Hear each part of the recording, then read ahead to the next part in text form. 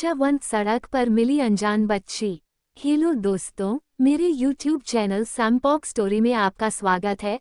आपने मुझे माई passionate mafia love में बहुत समर्थन दिया है और अब मैं my passionate mafia love S2 upload कर रहा हूँ, इसलिए कृपया सपोर्ट करें। मैं डेली एपिसोड अपलोड करूँगा और इस कहानी को माई पैशनेट लव की तरह पूरा करूँगा। जोरों से हो रही झमाझम बारिश, बिजलियों के कड़कने की आवाज और घना अंधेरा, हड्डियां तक जमा देने वाली सर्द तूफानी अंधेरी रात, दूर दूर तक इंसान का नामोनिशान नहीं, सुनसान सड़क रात गहरा चुकी थी। उद्धरण चिन्ह। एक चमचमाती एक्सपेंसिव ब्लैक कार तेजी से सड़क पर दौड़ रही थी, जिसके पीछे दो गाड़ियां उसे फॉलो कर रही थी। अचानक ड्राइवर ने तेजी से गाड़ी में ब्रेक लगाया कि तभी कार में बैठा इंसान गुस्से से बोलता है, "What's wrong with your Shyam? अचानक ब्रेक क्यों लगाए?" ड्राइवर घबराते हुए, "सर, वो आगे कुछ शराबी और कुत्ते घेरा बनाकर खड़े हुए हैं और रास्ता ब्लॉक किया हुआ है।"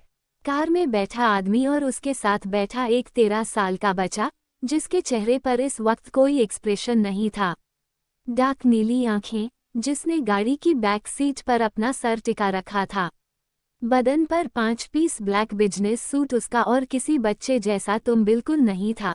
उसके बगल में बैठे हुए एक अधेड़ उम्र के इंसान, जिनकी उम्र लगभग 45 से 46 साल होगी, आंखों पर चश्मा संभालते हुए एक गहरी सांस लेकर एक नज़र उस बच्चों की तरफ देख ड्राइवर से बोले, "जाओ और जाकर देखो क्या प्रॉब्लम है, हमें देर हो रही है, जल्दी रास्ता क्लियर करो।" ड्राइवर जल्दी से हाँ में सर हिलाकर गाड़ी से बाहर निकलकर देखता है और वापस आकर बताता है, "सर, वो वहाँ सड़क पर एक 3 साल की बच्ची बहुत बुरी हालत में है। उस बच्ची को कोई होश नहीं है। उस बच्ची को कुछ भूखे आवारा कुत्ते और 2-3 शराबी घेरे खड़े हैं।" और यह सुन वह बूढ़े शख्स बगल में बैठे लड़के की तरफ देखने लगे, जैसे मानो उसके कुछ कहने का इंतजार कर रहे हो। वह लड़का, जो कि गाड़ी की बैक सीट पर अपना सर टिकाए काफी सीरियस एक्सप्रेशन के साथ आंखें बंद किए हुए बैठा था, अपनी कोल्ड और डीप वॉइस में बोला, "इग्नोर करो उन्हें और कार साइड से निकालो।" बच्चे की बात सुन ड्राइवर बिना कुछ कहे कार में बैठकर कार स्टार्ट करता है, तो गाड़ी उन लोगों को इग्नोर करते हुए साइड से निकलने लगी। तभी उसे बच्चों को अपने अंदर कुछ अजीब सा एहसास हुआ और वह धीरे से अपनी आंखें खोल सामने की तरफ देखने लगा, जब अनजाने में ही उसकी नज़र उस बच्ची पर पड़ती है। लेकिन वहाँ उन शराबियों और कुत्तों के बीच बच्ची को इस तरह इग्नोर करता है जैसे उसने कुछ देखा ही नहीं। लेकिन गाड़ी में बैठे बूढ़े शख्स उस बच्चे की तरफ देखते हुए बोले, "सर, आपको नहीं लगता कि हमें एक बार देखना चाहिए कि आखिर मसला क्या है? पता नहीं क्यों, पर मुझे लगता है कि मामला कुछ गड़बड़ है।" बूढ़े शख्स की बात सुन वह बच्चा, क्योंकि अपनी आंखें बंद किए हुए कार की बैक सीट पर अपना सरका हुए चेहरे पर डार्क एक्सप्रेशन लिए बैठा था, अपनी कोल्ड और डीप वॉइस में बोला, "अली बाबा, आपको नहीं लगता कि आप अपने इम्पोर्टेंट काम को छोड़कर फालतू की चीज़ों पर कुछ ज़्यादा ही ध्यान दे रहे हैं?" बच्चे की बात को सुन वह बूढ़े शख्स अचानक ही खामोश हो गए और अपनी आंखों का चश्मा संभालते हुए दूसरी तरफ देखने लगे। जब बच्चे ने एक गहरी सांस लेकर उनसे कहा, "जब इतनी ही क्यूरियोसिटी है तो हम आपको जाने से मना नहीं करेंगे।" उद्धरण चिन्ह। Driver stop the car. बचकीचे बात सुन ड्राइवर ने गाड़ी रोका और बूढ़े शख्स गाड़ी से बाहर निकले। उन्होंने देखा उन शराबी की गोद में वो मासूम बच्ची है, जो दिखने में काफी बीमार और कमजोर लग रही थी, लेकिन इसके बावजूद उसके मासूमियत सबसे अनोखी थी। बुरे शख्स ने जल्दी से शराबियों से पूछा, "ये बच्ची कौन है और तुम लोग इसे कहाँ ले जा रहे हो?" तो वो आदमी बोलते हैं, "ये हमारी बच्ची है और अपने साथ ले जा रहे हैं, तुमसे मतलब अपने काम से कम रखो।" बट उनकी बातों से उस आदमी को गड़बड़ लगती है, क्योंकि कहीं से भी वो बच्ची उनकी बच्ची नहीं लग रही थी। सफ़ेद दूध जैसा रंग, दिखने में मासूम परी जैसी, बदन पर एक्सपेंसिव ब्रांडेड वाइट फ्रॉक, मिट्टी में लथपथ होकर भी वो बहुत प्यारी लग रही थी। वो कहीं से भी उन शराबियों की बच्ची नहीं लग रही थी कि तभी वह बच्चा बूढ़े शख्स को आवाज़ देते हुए बोला, "अली बाबा, अगर आपके सवाल जवाब हो गए हो तो चलें। अब बूढ़े शख्स बिना कुछ बोले चुपचाप गाड़ी में आकर बैठ गए। "पता नहीं क्यों, पर मुझे कुछ गड़बड़ लग रही है सर," कहकर अली बाबा ड्राइवर को गाड़ी बनाने का ऑर्डर देते हैं। गाड़ी कुछ दूरी पर आ गई थी, लेकिन अब उसे छोटे बच्चे की आंखों में उसे मासूम बच्ची का चेहरा घूम रहा था। और अचानक ही वह एक झटके में ड्राइवर को ऑर्डर देते हुए बोला, driver stop the car and take U turn. कुछ ही देर में सड़क पर वह गाड़ी उसी रास्ते पर तेजी से दौड़ते हुए वापस आई और अगले ही पल गाड़ी के बाहर चमचमाते काले जूते बाहर निकले। वह बच्चा अपने चेहरे पर डाक ओरा लिए जैसे ही सामने का नजारा देखता है उसका खून खौल उठा, क्योंकि वह शराबी लोग बच्ची के साथ गंदी हरकत करने की कोशिश कर रहे थे। तो वो बच्चा ये देखकर गुस्से से लगभग दहाड़ते हुए चिल्लाया, छोड़ो उसे। बच्चों की अचानक दहाड़ती हुई आवाज को सुन इससे पहले शराबी खुद को संभाल पाए वह बच्चा तेजी से उनमें से एक का कॉलर पकड़ उसके मुंह पर एक जोरदार पंच दे मारता है। एक के बाद एक वह लगातार उन सभी को पंच मारते हुए सड़क पर धराशाही कर चुका था और अब अपनी गुस्से भरी आंखों से उन्हें घूरता है, जिसके कारण न जाने कैसे अचानक ही उसकी आंखों का कलर चेंज हो रहा था। उसकी आंखों का कलर कभी लाल कभी नीला, ये देखकर वो शराबी डर जाते हैं। पर बच्ची को अब तक छोड़ते नहीं है, तो वो बच्चा गुस्से में अपने शब्द चबाते हुए बोला, सुना नहीं तुम लोगों ने, मैंने कहा छोड़ो उसे वरना तुम लोग पछताने काबिल नहीं बचोगे। तो वो शराबी हंसते हुए बोलते हैं, हम नहीं छोड़ेंगे, जो चाहे कर लो। तो अचानक से 2 गन शॉट की आवाज आती है, तो ड्राइवर और वो आदमी हैरान हो जाते हैं। कुछ पल के लिए तो उस सुनसान सड़क पर अजीब सा सन्नाटा पसर जाता है। वो लोग सामने देखते हैं तो उस बच्चे के हाथ में गन थी और उसमें से धुआं निकल रहा था और एक हाथ में उसने उस बच्ची को पकड़ा हुआ था। शराबी खून में लथपथ दर्द से तड़पते हुए अपनी आखिरी सांसें गिन रहे थे। लेकिन यह नज़ारा देखने के बावजूद वह ड्राइवर और उस बूढ़े आदमी, जो कोई और नहीं उस बच्चे का बॉडीगार्ड कम असिस्टेंट शमशेर अली था, वो उसे बच्चे के गन शॉट को देख चेहरे पर कुछ खास एक्सप्रेशन नहीं लाता, जैसे मानो वह इन सब चीज़ों के आदी हो। वो दोनों एक गहरी सांस लेकर उसे 13 साल के कोल्ड और डार्क पर्सनैलिटी वाले बच्चे को देख रहे थे, जो अपनी कद से भले ही एक बच्चा लग रहा था पर उसका ऑरा किसी मैच्योर इंसान की तरह था। उसके हाथों में वो बेहोश बच्ची, जो कि किसी लाश की तरह बेजान उसकी बाहों में झूली हुई थी। ये बच्चा, जिसका नाम रेहान अहमद खान था, अपने कदम तेजी से गाड़ी की तरफ बढ़ाते हुए बोला, clean that bloody mess and let's go to the hospital fast. वह बच्चा रेहान उसी डाक और के साथ बच्ची को अपनी गोद में लिए गाड़ी में बैठ गया और उसके ऑर्डर पर सिक्योरिटी गार्ड अपने काम में लग गए।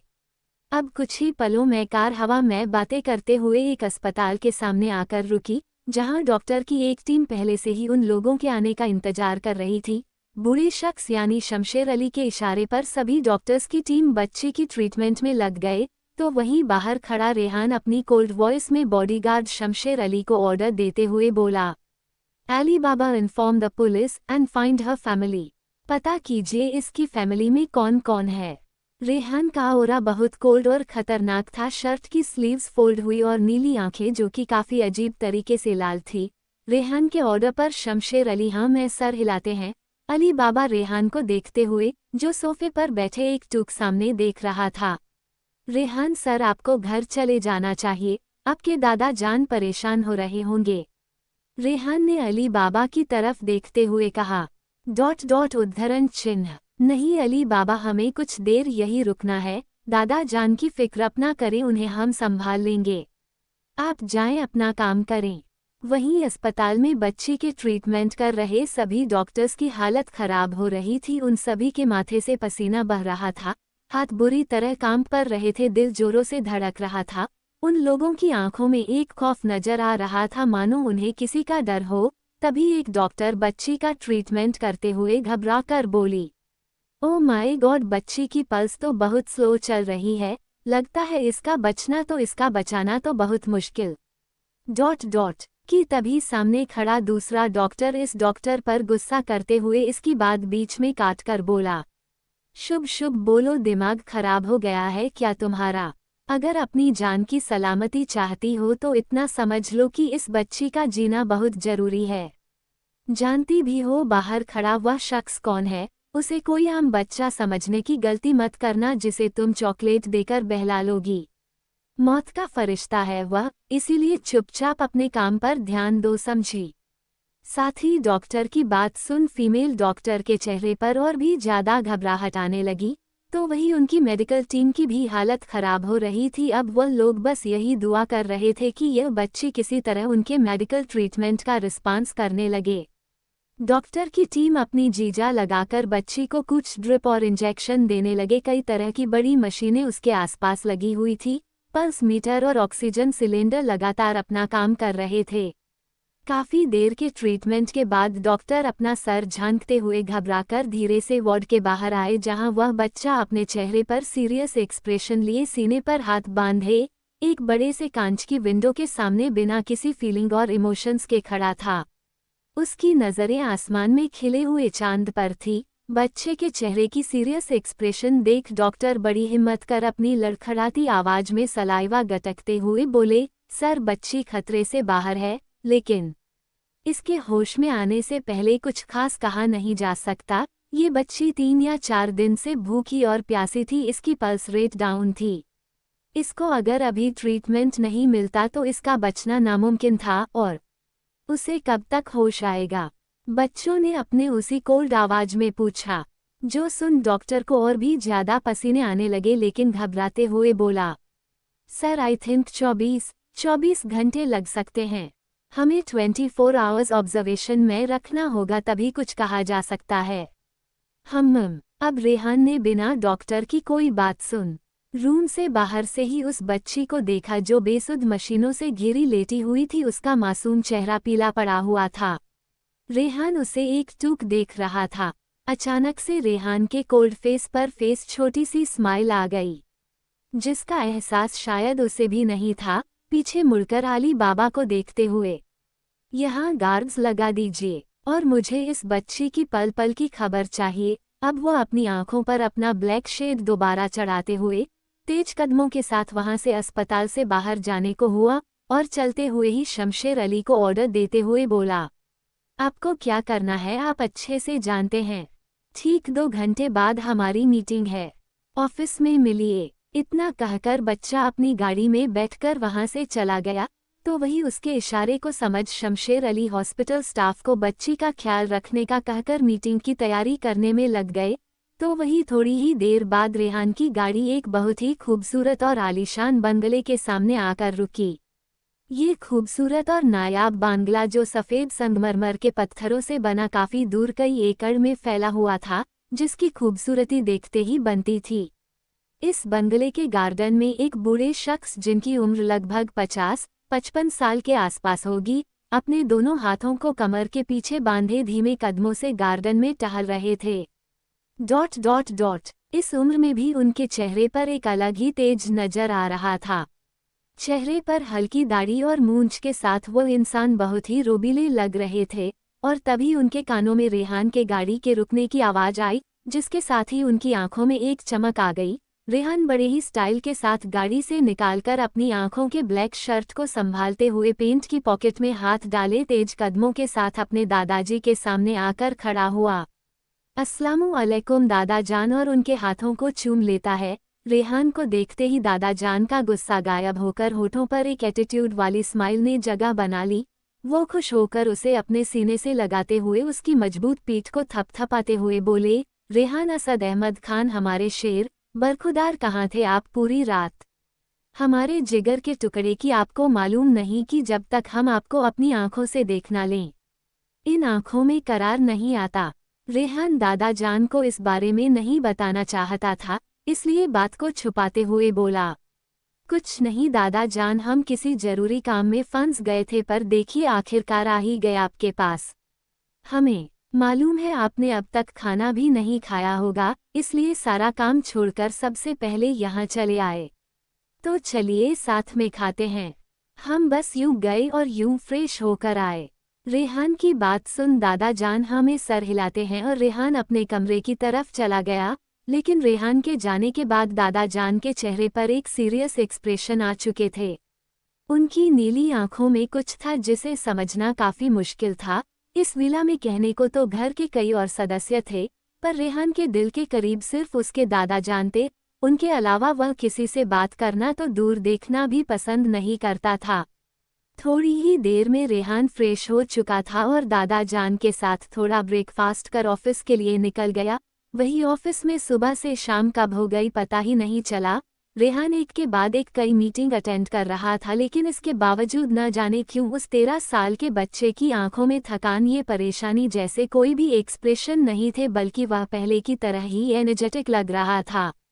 उसे देखकर कोई भी यह नहीं कह सकता था कि वो कोई मैच्योर इंसान नहीं है, बल्कि एक बच्चा है जिसकी उम्र अभी खाने और खेलने की है। वो सचमुच एक हाई क्लास बिजनेसमैन लग रहा था, जिसे सिर्फ अपने काम से प्यार था। तो वही उसके अली बाबा भी लगातार उसे असिस्ट कर रहे थे। शुरू में तो रेहान की उम्र देख कुछ बिजनेस क्लाइंट्स को ये गलतफहमी हो गई कि आखिर इतना छोटा बच्चा उनके बिजनेस को कैसे हैंडल करेगा। आखिर यह करोड़ों रुपए का सौदा था। लेकिन रेहान की पर्सनैलिटी देख उन लोगों का भ्रम भी दूर हो जाता था। वह लोग उसकी बातों को काफी सीरियसली ले रहे थे कि तभी अचानक ही अली बाबा को हॉस्पिटल से कॉल आती है और दूसरी तरफ से कुछ हॉस्पिटल स्टाफ ने परेशान होकर घबराते हुए उन्हें बताया, सर वो बच्ची जिसे आप लोगों ने एडमिट कराया था वो हमसे हैंडल नहीं हो रही, वो बहुत पैनिक कर रही है और लगातार रो रही है। ये सुनते ही अली बाबा के चेहरे पर सीरियस एक्सप्रेशन आ चुके थे। ठीक है, तुम लोग कुछ देर मैनेज करो, हम देखते हैं क्या करूं। उन्होंने कॉल डिस्कनेक्ट कर दिया और अब वह दिल ही दिल में नर्वस होकर कुछ सोचने लगे कि रेहान को इस बारे में इन्फॉर्म कैसे करें, क्योंकि रेहान को कोई मीटिंग टाइम में डिस्टर्ब करे उसे पसंद नहीं था। लेकिन कुछ देर सोचने के बाद उन्होंने बड़ी मुश्किल से हिम्मत कर एक गहरी सांस ली और धीरे से केबिन का दरवाजा नॉक किया, जिसे सुनते ही रेहान के शब्द एक झटके में रुक गए। वह अपनी सीरियस नीली आंखों से दरवाजे की तरफ देखा है और बहुत ही ज्यादा कोल्ड वॉइस में बोला, कम इन। अब मीटिंग रूम में पिन ड्रॉप साइलेंस था। अली बाबा धीरे से केबिन के अंदर दाखिल हुए, उनके हल्के कदमों की जूते की आवाज भी उस माहौल को चीर रही थी। अब अली बाबा घबराए हुए अपना सलाइवा गटक, सर एक इन्फॉर्मेशन थी आई थिंक। ये सुनते ही रेहान धीरे से हाँ में सर हिलाता है, तो अली बाबा उसके कानों में जाकर कुछ बोले, जिसे सुन रेहान के एक्सप्रेशन डार्क हो गए, क्योंकि वो अपने काम को लेकर बहुत डेडिकेटेड था। उसके हाथों की मुट्ठियां कस जाती है।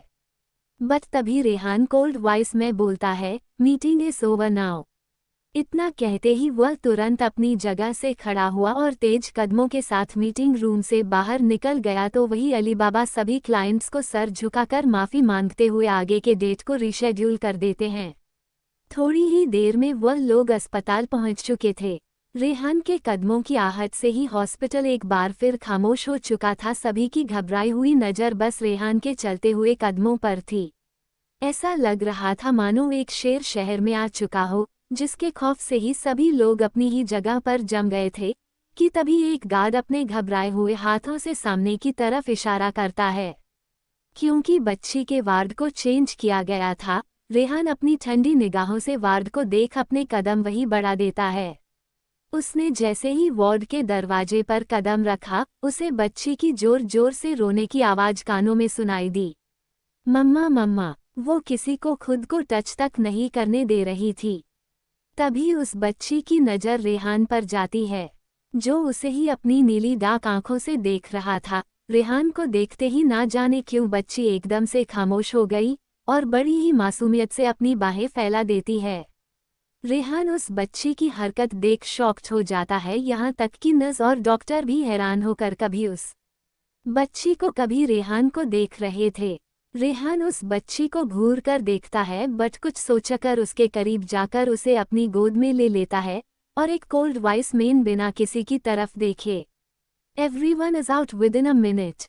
रेहान की ठंड कमांड को सुन सब हवा की तरह उसे जगह से ऐसे गायब हुए जैसे गधे के सर से सिंग। अब रेहान की नज़र उसे मासूम बच्ची के गोरे गालों पर थी, जो किसी छोटे से रबिट की तरह उसके बदन से चिपकी हुई थी। न जाने क्यों उसे बच्ची के चिपकने से रेहान को अपने अंदर कुछ अजीब से एहसास होते हैं। रेहान उस बच्ची के सिर पर हाथ फेरते हुए, लिटिल रैबिट, रोना बंद करो एंड रिलैक्स, आपकी मम्मा को हम जल्दी ढूंढ लेंगे, अब रोना नहीं ओके। रेहान की बातें उस छोटी 3 साल की बच्ची के सर के ऊपर से निकल रही थी। वह अपनी मासूम तितली जैसी आंखों से रेहान को देख रही थी, जिसकी आंखों में आंसू और होंठ बाहर की तरफ निकले हुए थे। जैसे मानो वह अभी फिर से रोने की तैयारी कर रही हो। उसकी इस हरकत को देख रेहान उसके गुलाबी होठों को ठीक करते हुए, खबरदार रोना नहीं, अगर हमारी बात अच्छे से मानेगी तो हम तुम्हें चॉकलेट देंगे। ओके, कहकर वह उसके फोरहेड पर किस कर लेता है। रेहान की इस हरकत पर बच्ची उसे और भी ज्यादा हैरानी से देखने लगी क्योंकि उसे रेहान की भाषा समझ नहीं आ रही थी, लेकिन चॉकलेट का नाम सुनकर वह जल्दी से हाँ में सर हिलाती है। तो वही दरवाजे पर खड़े हर अली बाबा जिनकी नज़र रेहान पर पड़ी वह तो पूरी तरह शौक में ही चले गए थे, क्योंकि रेहान इस तरह की पर्सनैलिटी बिल्कुल भी नहीं था कि वह किसी को भी कंफर्ट कर सके। इनफैक्ट उसे देखकर तो अच्छे अच्छे की हवा टाइट हो जाती थी, लेकिन ये बच्ची तो बहुत कंफर्टेबल होकर रेहान के साथ खेल रही थी, जैसे मानो वह उसे न जाने कब से जानती हो। कि तभी अगले ही पल रेहान की कोल्ड वॉइस उनके कानों में गई, अगर वहाँ खड़े खड़े घूर ना हो गया हो अली बाबा तो खिलौने भी ले लिए, हम इसे दिन भर इस तरह गोद में लेकर बैठने वाले नहीं है। अब रेहान की खतरनाक कोल्ड वॉइस को सुनते ही अली बाबा अपने होश में आए और जल्दी से अपने हाथों में लिए हुए बहुत सारे डॉल, टॉयज, चॉकलेट्स, आइसक्रीम और भी न जाने कितनी ही तरह की चीजें लाकर रेहान की तरफ देते हैं, जिसे देखते ही बच्ची की आंखों में चमक आ गई। वह जल्दी से टॉयज की तरफ इशारा कर कुछ अजीब सी भाषा में तूतलाते हुए वह खिलौने मांगने लगी।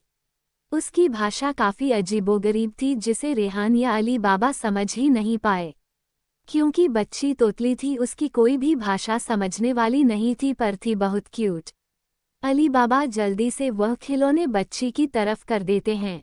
रेहान ने ऑलरेडी उसके लिए डॉल्स एंड टॉयज मंगा लिए थे, क्योंकि उसे लगा ही था शायद उसे इन चीज़ों की ज़रूरत पड़ने वाली है। बच्ची को खिलौने पकड़ा कर रेहान ने उस बच्ची को छोड़ा, उसने दोबारा से रोना स्टार्ट कर दिया और अपनी पकड़ रेहान के शर्ट पर कस ली। वो रेहान को छोड़ना नहीं चाहती है, न जाने क्यों, लेकिन उसे रेहान में अपनापन फील हो रहा था। इसकी वजह शायद रेहान की उम्र भी हो सकती है, कारण चाहे जो भी हो, बच्ची की इस हरकत पर रेहान की पकड़ भी उसे पर कस गई और वह दोबारा उसे अपने करीब करते हुए, उद्धरण चिन्ह dot dot सेच don't cry like that little rabbit, तुम बिल्कुल छोटे रैबिट की तरह हो, तुम डॉल्स से खेलो, I will be right back. इतना कहकर वह उस बच्ची के सर पर हल्के से थपथपाकर अलग हुआ।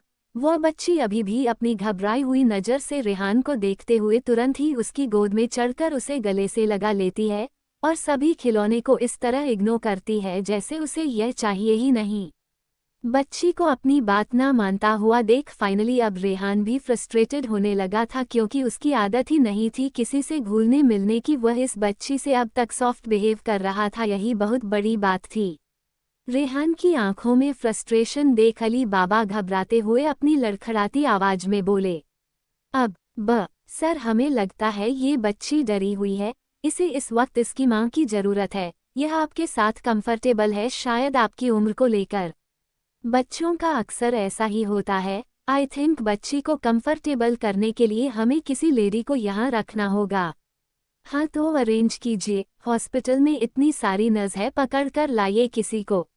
रेहान की वॉइस हमेशा की तरह कड़क थी, जिसे सुनकर अली बाबा थोड़ा हिचकिचाते हुए बोले, सर हॉस्पिटल का स्टाफ तो ले आएंगे, पर क्या वह इस बच्ची को एक माँ की तरह प्यार कर पाएगी? और इस बच्ची की फैमिली के बारे में अभी तक कुछ भी पता नहीं चला है, ऐसे में पता नहीं इसे कुछ दिनों तक हैंडल कैसे किया जा सकता है। आई थिंक हमें कोई ऐसा इंसान चाहिए जो इसे एक माँ की तरह कंफर्ट डॉट उद्धरण चिन्ह। मतलब आप कहना क्या चाहते हैं अली बाबा, साफ साफ कहिए और प्लीज जल्दी सजेशन दीजिए, हमें इसे इस तरह सीने से लगाए हुए काफी अजीब लग रहा है। रेहान की बात सुन अली बाबा ने थोड़ा घबराते हुए कहा, सर प्लीज आप गुस्सा मत करना, लेकिन हमारे हिसाब से अगर आप चाहे तो नाज बेगम को। ये कहकर वो नजरें नीचे कर रेहान के कुछ बोलने का वेट करते हैं और नाज बेगम का नाम सुनते ही रेहान के चेहरे पर कोई एक्सप्रेशन नहीं आते। कुछ पल सोचने के बाद एक गहरी सांस लेकर, आपके जैसा ठीक लगे कीजिए। और रेहान की बात को सुन अली बाबा के दिल की धड़कन फाइनली कंट्रोल में हुई। वह तुरंत ही जल्दी से वार्ड के बाहर निकले और अपना मोबाइल फ़ोन निकालकर किसी को कॉल करते हैं और उन्हें कुछ इंस्ट्रक्शन देते हैं। तो वही दूसरी तरफ खान विला में एक मासूम सा बच्चा जिसकी उम्र लगभग 6 साल होगी, विला के अंदर अकेले फुटबॉल से खेल रहा था। जब उसने मुंह बनाते हुए अपने आप से कहा, ओहो अकेले खेलने में तो अच्छा भी नहीं लग रहा, हम तो बोर हो गए हैं। काश हमारे साथ खेलने के लिए यहाँ कोई और भी होता। रेहान भाई जान भी हमारे साथ कभी नहीं खेल। इतना कहकर वह बच्चा मुंह बनाते हुए कस के अपने फुटबॉल पर लात मारता है और फ्लो पर बैठ जाता है। जब अचानक ही उसके कानों में एक खूबसूरत सी मीठी सी आवाज गई। उद्धरण चिन्ह, क्या बात है, हमारा राजा बेटा इतना दुखी क्यों हो रहा है? इस मीठी सी आवाज को सुनते ही बच्चा मासूमियत से गाल फूलाते हुए पीछे की तरफ पलट कर देखता है, जहां एक लेडी जो दिखने में बहुत खूबसूरत, लंबे बाल जिनकी उन्होंने चोटी बनाई हुई थी, सफेद सूट सलवार और सिर पर दुपट्टा लिया हुआ था, अपने हाथों में दूध का गिलास लिए खड़ी थी। जिन्हें देख 6 साल का मासूम बच्चा मुंह बनाते हुए उद्धरण चिन्ह, दुखी ना हो तो क्या करें अम्मी जान, हमारे साथ तो यहाँ खेलने के लिए कोई भी नहीं है। रेहान भाई जान भी हमारे साथ कभी नहीं खेलते और अम्मी जान, हमारे स्कूल के सभी दोस्तों के पास उनके भाई बहन हैं जो उनके साथ खेलते हैं, झगड़ा करते हैं, पर हमारे साथ तो कोई भी नहीं है। प्लीज हमें भी एक भाई बहन लाकर दे दीजिए ना, जो रेहान भाई जान से अच्छा हो और हमें घूर घूर कर ना देखें। हमें उनकी नीली आंखों से डर लगता है। हम आपसे प्रॉमिस करते हैं, अगर आप हमारी यह बात मानेंगी तो हम आपसे कभी भी कोई भी खिलौना नहीं मांगेंगे और आपकी सारी बात मानेंगे। और यह गंदा दूध, इसे पीना हमें बिल्कुल भी अच्छा नहीं लगता, पर हम इसे भी पी जाएंगे। प्लीज अम्मी जान, हमारे लिए नया भाई बहन ला दीजिए ना। और उस मासूम बच्चे की बात सुन वो औरत खिलखिलाकर हंसने लगी। वह बड़े प्यार से दूध का गिलास साइड टेबल पर रख अपने बच्चे को गोद में उठा लेती है और उसके गाल पर किस करते हुए बोली, हा हा हा हा हा विहान, मेरे बच्चे, ये भाई बहन पेड़ पर थोड़े ना लगे होते हैं जिसे हम आपके लिए तोड़ कर ले आए। मेरे बच्चे भाई बहन तो खुद देते हैं, जैसे आपको भी दिया है रेहान भाई जान के रूप में। और रही बात खेलने की, तो आप टेंशन मत लीजिए, हम हैं ना, हम आपके साथ खेलेंगे। पर पहले आप ये दूध पी लीजिए ताकि आप बहुत स्ट्रांग बन जाए। और सुनिए, उसके बाद हम दोनों आइसक्रीम खाएंगे। आइसक्रीम का नाम सुनते ही मासूम विहान बहुत ही आराम से बहल गया, वह मुंह बनाते हुए दूध का गिलास लेकर। ओके मामा, पर आपने इसमें चॉकलेट तो डाली है ना? आप जानते हो ना, हमें प्लेन दूध। हाँ हाँ, आपको प्लान दूध पसंद नहीं है, इसलिए हमने इसमें भर भर कर चॉकलेट डाला है। अब जल्दी से इसे पी लो बेटा। और हाँ, आपको मालूम है आज हमने लंच में आपका फेवरेट राजमा चावल बनाए हैं। ये सुनकर विहान खुश हो जाता है और जल्दी जल्दी दूध पीने लगा, तो वहीं उसे देख नाज बेगम बड़े प्यार से उसके माथे पर किस कर लेती हैं। उद्धरण चिन्ह। विहान नाज बेगम का बेटा है जो 6 साल का है, उनके जिगर का टुकड़ा, रेहान का सौतेला भाई और अम्मी जान। हालांकि नाज बेगम रेहान को अपने बच्चे की तरह मानती हैं, लेकिन रेहान की नज़रों में वह सिर्फ उसके स्वर्गवासी अब्बू जान की सेकंड वाइफ है। अपने बच्चे को गोद में लाकर नाज बेगम उसके सामने कुछ फ्रूट कट करके देती हैं और कुछ फ्रूट लेकर दादा जान के रूम की तरफ निकल गई। नाज बेगम अभी दादा जान के रूम की तरफ जा ही रही थी जब अचानक ही एक सर्वेंट ने उनका रास्ता रोकते हुए कहा, मैडम, हॉस्पिटल से आपके लिए कॉल है। अस्पताल से कॉल? ठीक है, इधर दो और यह फ्रूट बड़े मालिक के कमरे में दे आओ। इतना कहकर उन्होंने जैसे ही लैंडलाइन फ़ोन अपने कानों के पास लगाया, दूसरी तरफ से शमशेर अली की बात सुन उनके चेहरे पर कुछ अजीबोगरीब एक्सप्रेशन थे। ठीक है, हम आते हैं। इतना कहकर वह तेजी से अपने कमरे की तरफ चली गई और थोड़ी ही देर में अपने हाथ में अपना मोबाइल और पर्स लिए कमरे से बाहर निकली, जब अचानक ही उनकी नज़र सामने खड़े दादा जान पर गई, जिनकी आंखों में थोड़ी परेशानी थी। नाज बेगम, सर्वेंट ने हमें बताया कि आपके लिए अस्पताल से कॉल आई थी। आखिर किसकी कॉल थी और क्या कहा उसने? दादा जान के सवाल पर नाज बेगम ने कुछ सोचते हुए बताया, जी वह बाबा जान, दरअसल बात। थैंक्स दोस्तों, please do support folded hands folded hands folded hands. छटू, एक अनजाना connection. Hello friends, welcome to my YouTube channel सैमपॉक्स story. Like, share, comment and subscribe to my YouTube channel. अस्पताल से कॉल? ठीक है, इधर दो और यह फ्रूट बड़े मालिक के कमरे में दे आओ। इतना कहकर उन्होंने जैसे ही लैंडलाइन फ़ोन अपने कानों के पास लगाया, दूसरी तरफ से शमशेर अली की बात सुन उनके चेहरे पर कुछ अजीबोगरीब एक्सप्रेशन थे। ठीक है, हम आते हैं। इतना कहकर वह तेजी से अपने कमरे की तरफ चली गई और थोड़ी ही देर में अपने हाथ में अपना मोबाइल और पर्स लिए कमरे से बाहर निकली, जब अचानक ही उनकी नज़र सामने खड़े दादाजान पर गई, जिनकी आंखों में थोड़ी परेशानी थी। उद्धरण चिन्ह। नाज बेगम सर्वेंट ने हमें बताया कि आपके लिए अस्पताल से कॉल आई थी। आखिर किसकी कॉल थी और क्या कहा उसने? दादा जान के सवाल पर नाज बेगम ने कुछ सोचते हुए बताया, जी वह बाबा जान, दरअसल सच कह तो इस बारे में हमें भी ठीक से नहीं पता, बस इतना जानते हैं कि शमशेर अली साहब का कॉल आया था और उन्होंने हमें हॉस्पिटल बुलाया है। अब तो वहां जाकर ही पता चलेगा। हम विहान को अपने साथ ले जा रहे हैं। बाबा जान प्लीज आप अपना ख्याल रखना और अपनी मेडिसिन ले लीजिएगा। उद्धरण चिन्ह। ठीक है, आप फिक्र ना करें। नाज बेगम हड़बड़ी में निकल जाती है। वही उनके जाने के बाद दादाजी परेशान होते हुए अपने आप से, या खुद पता नहीं ये कौन सी नई मुसीबत है, कहीं रेहान तो नहीं वह ठीक होगा। दादा जान तुरंत अपना मोबाइल लेकर शमशेर अली को कॉल करते हैं, लेकिन शमशेर अली ने कॉल रिसीव भी नहीं किया, जिससे दादा जान की फिक्र बढ़ती जा रही। तो वहीं दूसरी तरफ नस बेगम हॉस्पिटल पहुंच चुकी थी, जहां उन्हें बच्ची की सभी सिचुएशन के बारे में बताया जाता है। आप लोग फिक्र ना करें, हम देखते हैं, कहकर नाज बेगम वार्ड के अंदर कहीं, जहां उन्हें एक बहुत ही खूबसूरत और प्यारी सी मासूम बच्ची नजर आई, जो दिखने में किसी शहजादी की तरह थी। दूध जैसा गोरा रंग, गुलाबी गाल, नीली आंखें, लाइट ब्राउन हेयर, मानो किसी कलाकार की पेंटिंग हो। एक लाइट येलो कलर के फ्रॉक को पहने वह बहुत ही ज्यादा मासूम लग रही थी। उस बच्ची को नजर भर देखने भर से नाज बेगम के मुंह से जाने अनजाने निकल गया। उद्धरण चिन्ह। माशाल्लाह कितनी प्यारी बच्ची है, काश ये हमारी बेटी होती। नाज बेगम धीरे से वार्ड के अंदर जाकर बच्ची के सामने खड़ी हो गई, तो वह मासूम 3 साल की बच्ची, जो कि फिलहाल बड़ी मुश्किल से बहलाई जाने के बाद खिलौनों से खेलने में बिजी थी, नस बेगम के चेहरे पर प्यारी सी मुस्कान देख वह भी उन्हें स्माइल पास करती है, जिसे देखने नाज बेगम की आंखें भी खिल उठी। उन्होंने नस की तरफ देखते हुए कहा, इस बच्ची का नाम क्या है?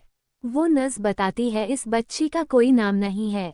तो नाज बेगम उस बच्ची के पास जाकर उसके सर पर हाथ रख उसके चीक पर किस करके उसे गोद में उठा लेती है और कहती है, रेहान के अब्बू जान की हमेशा से चाहत थी कि उन्हें एक बेटी हो, जिसका नाम वह चाहत रखते हैं, लेकिन शायद हमारे नसीब में नहीं था, पर अब जबकि यह बच्ची हमारी गोद में आई है, हम इसका नाम चाहत रखेंगे। प्यारी बच्ची, गौर से सुनो, आज से तुम्हारा नाम चाहत है। हमारी चाहत, हम सबकी चाहत। कैसा लगा आपको नाम? नाज बेगम की बात सुन वह मासूम बच्ची तो उनकी बात को ठीक से समझ में नहीं पाई, लेकिन फिर भी उनके चेहरे की प्यारी सी खुली हुई मुस्कान देख बच्ची भी स्माइल करने लगती है। मासूम बच्ची की खिली खिली मुस्कान देख नाज बेगम का दिल खुशी से झूम रहा था। उन्हें इस बच्ची पर बहुत प्यार और ममता उमड़ रही थी। उन्होंने उसके माथे पर किस करते हुए कहा, चाहत बेटा आपको भूख लगी होगी ना, चलिए हम आपके लिए सूप बनाते हैं, फिर सूप पीकर हम आपको मेडिसिन देंगे ताकि आप जल्दी जल्दी ठीक होकर हमारे साथ घर चले हैं ना बच्चे। चाहत ये सुनकर खुश हो जाती है और क्लैपिंग करने लगती है। तो वही छोटा विहान अपनी माँ की गोद में एक अनजान बच्ची को उनके दुपट्टे को पकड़ खींचते हुए बोला, अम्मी जान ये लड़की कौन है और इसने हमारी जगह आपकी गोद में क्यों ले रखी है? आप इसे हटाए और विहान को गोद में लीजिए। विहान की आंखों में बच्ची के लिए जलन साफ नजर आ रही थी, जिसे नाज बेगम स्माइल करते हुए घुटनों के बल बैठ विहान से बच्ची को मिलवाते हुए बोली, अरे वाह विहान, आप तो बड़े भुलक्कड़ हैं। अभी थोड़ी देर पहले तो आप हमसे भाई और बहन की डिमांड कर रहे थे और कह रहे थे कि अगर वह आपको मिल जाएंगे तो आप हमसे दोबारा कुछ नहीं मांगेंगे। तो देखिए हम आपके लिए आपकी बहन लेकर आ गए। उद्धरण चिन्ह। इसका नाम चाहत है और अब से यह आपके साथ ही रहेगी, आपके साथ खेलेगी और शरारतें करेगी और हाँ पढ़ाई भी। उद्धरण चिन्ह। क्या इसका मतलब ये हमारे साथ रहेगी? अम्मी जान आप सच कह रही हैं। नाज बेगम स्माइल करते हुए हाँ बिल्कुल सच मेरे बच्चे, लेकिन आप वादा कीजिए आप इसका अच्छे से ख्याल रखेंगे और झगड़ा तो बिल्कुल भी नहीं करेंगे और अपनी सभी चीजें इसके साथ शेयर करेंगे। बोलिए करते हैं वादा। डॉट डॉट डॉट उद्धरण चिन्ह। हाँ हम वादा करते हैं अम्मी जान, हम इसका ख्याल रखेंगे और झगड़ा भी नहीं करेंगे। वैसे अम्मी जान ये तो बहुत क्यूट है, बिल्कुल गुड़िया की तरह। अम्मी जान क्या हम इसे एक बार छूकर देख सकते हैं? डॉट डॉट डॉट उद्धरण चिन्ह। हाँ हाँ हाँ हाँ नाज बेगम खिलखिलाकर हंसते हुए, हाँ हाँ बेटा बिल्कुल, आप इसे टच करके भी देखना और उसके साथ खेलना भी, लेकिन अभी यह बीमार है, पहले हम इसे कुछ खाना खिला दे ताकि यह जल्दी ठीक हो जाए, है ना? डॉट डॉट डॉट उद्धरण चिन्ह। हाँ अम्मी जान हम समझ गए। कहते हुए छोटे से विहान के चेहरे पर एक बहुत प्यारी मुस्कान थी, फाइनली उसकी विश पूरी हो चुकी थी। तो वही मासूम चाहत भी विहान को देखकर खुश हो रही थी, क्योंकि उसे लगभग अपनी उम्र का बच्चा मिल गया था खेलने के लिए। ऐसे ही एक हफ्ता गुजर गया, इन्हीं बीच नाज बेगम और चाहत के बीच बहुत अच्छी बॉन्डिंग हो गई थी। विहान भी स्कूल के तुरंत बाद चाहत से मिलने आता था। अब तो उसका ये हाल था कि उसे चाहत के बिना चैन ही नहीं मिलता था।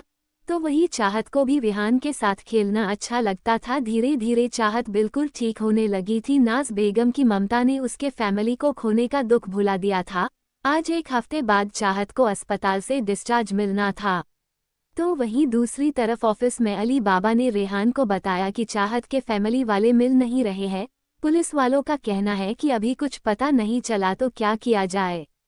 ये सुन रेहान कुछ पल सोचने के बाद कोल्ड वॉइस में बोला, अगर उसकी फैमिली नहीं मिल रही तो किसी अच्छे अनाथ आश्रम में उसके लिए। और इससे पहले रेहान आगे कुछ कहता है, अली बाबा ने थोड़ा हिचकिचाते हुए कहा, क्या अनाथ आश्रम? लेकिन सर बच्ची अभी अभी हॉस्पिटल से छुट्टी है और काफी कमजोर है, ऐसे में उसे इतनी जल्दी अनाथ आश्रम भेजना, आई मीन अगर उसे कुछ हो जाए या फिर। वैसे नाच बेगम का कहना है कि अभी इस बच्ची को फैमिली की जरूरत है, तो कुछ दिन हम इसे घर में रख लेते हैं, हो सकता है इस बीच उसकी फैमिली वालों का कुछ पता चल जाए। रेहान को भी अली बाबा की बात बिल्कुल सही लगी, इसलिए उसने यूं ही सीरियस एक्सप्रेशन के साथ बस हाँ में सर हिला दिया। वहीं दूसरी तरफ चाहत की डिस्चार्ज की फॉर्मेलिटी पूरी हो गई थी। नाज बेगम और चाहत विहान के साथ कार में बैठकर घर के लिए निकल गए थे। हॉस्पिटल से निकलकर चाहत बहुत खुश थी। वो कार में विंडो से बाहर के नज़ारे देखकर खुश हो रही थी और छोटा विहान रास्ते भर बीच में बकबक करते हुए उसे अपने घर का रास्ता बता रहा था। वो कभी रास्ते में पढ़ने वाले अपने स्कूल को दिखता तो कभी एम्यूजमेंट पार्क की तरफ इशारा कर उसके ठीक होने के बाद वहां जाकर खेलने का प्लान बना था। वो तुतलाते हुए बात कर रहा था और छोटी सी चाहत उसकी बातों पर बस मुस्कुराकर हमें जल्दी जल्दी अपनी मुंडी हिला रही थी, जैसे मानो वह उसकी सारी बात समझ रही हो। उन दोनों बच्चों की कन्वर्सेशन देख नाज बेगम के चेहरे की मुस्कान जाने का नाम ही नहीं ले रही थी।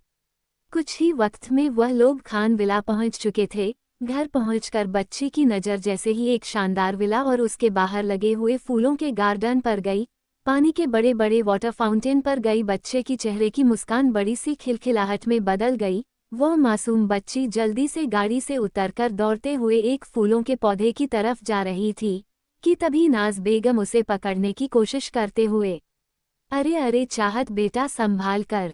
चाहत तेजी से फूल के बगीचे की तरफ दौड़ रही थी और बिहान भी उसके पीछे आ रहा था, जब अचानक ही चाहत के कदम डगमगा गए और वह तुरंत ही गिरने वाली थी कि तभी आहे की आवाज के साथ चाहत का दिल जोरों से धड़कने लगा, लेकिन अगले ही पल उसे गिरने का कोई भी दर्द महसूस नहीं हुआ, क्योंकि इन मौके पर दो मजबूत बाहों ने उसे संभाल लिया था और यह कोई और नहीं बल्कि रेहान था, जो अपने ही विला के गार्डन में हमेशा की तरह बड़े स्टाइल और एटीट्यूड के साथ पेंट की पॉकेट में हाथ डाले किसी से फोन पर बात कर रहा था, जब उसकी नज़र दौड़कर आती हुई चाहत पर गई थी और उसके गिरने से पहले ही वह सही अंदाजा लगाकर उसे थाम चुका था।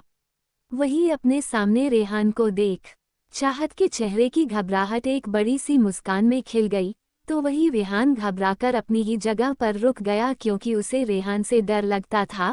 वह तो तुरंत अपनी मां के आंचल में छुप गया जब रेहान चाहत को अपनी कोल्ड नीली नजरों से देखते हुए डीप वॉइस में बोला, संभाल कर लिटिल रैबिट। माना कि तुम्हारा नाम रैबिट है, इसका मतलब यह नहीं कि तुम हर जगह फुदकती चलो। गिर जाती तो नाक टूट जाती तुम्हारी। रेहान के शब्दों में थोड़ा एरोगेंस था जिसे सुन मासूम बच्ची उसे अपनी टुकुर टुकुर टिमटिमाती आंखों से देखने लगी।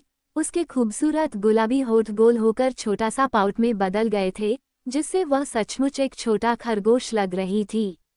रेहान उसे अभी भी अपनी नीली नजरों से घूर रहा था, तो वही बच्ची भी उसकी आंखों में खोई हुई थी जब अचानक रेहान के दिमाग में ना जाने क्या आया। उसने संभाल कर उसे अपनी गोदी में उठा लिया और यूं ही उसे घर के अंदर ले आया। रेहान की इस हरकत पर तो नाज बेगम, रेहान और कुछ ही दूरी पर खड़े अली बाबा की आंखें हैरानी से बड़ी हो गई। उन्हें तो देखकर ऐसा लगा जैसे उन्होंने कुछ अनएक्सपेक्टेड देख लिया हो। वहीं दूसरी तरफ दादा जान जो कि हाल के सोफे पर बैठे गुस्से से आग बबूला हो रहे थे और उनकी नज़रें दरवाजे पर ही टिकी हुई थी, क्योंकि कुछ मिनट पहले ही रेहान के गाड़ी के रुकने की आवाज़ से दादा जान हाल में बैठे उसके आने का इंतजार कर रहे थे, क्योंकि उन्हें शायद रेहान से कुछ जरूरी बात करनी थी।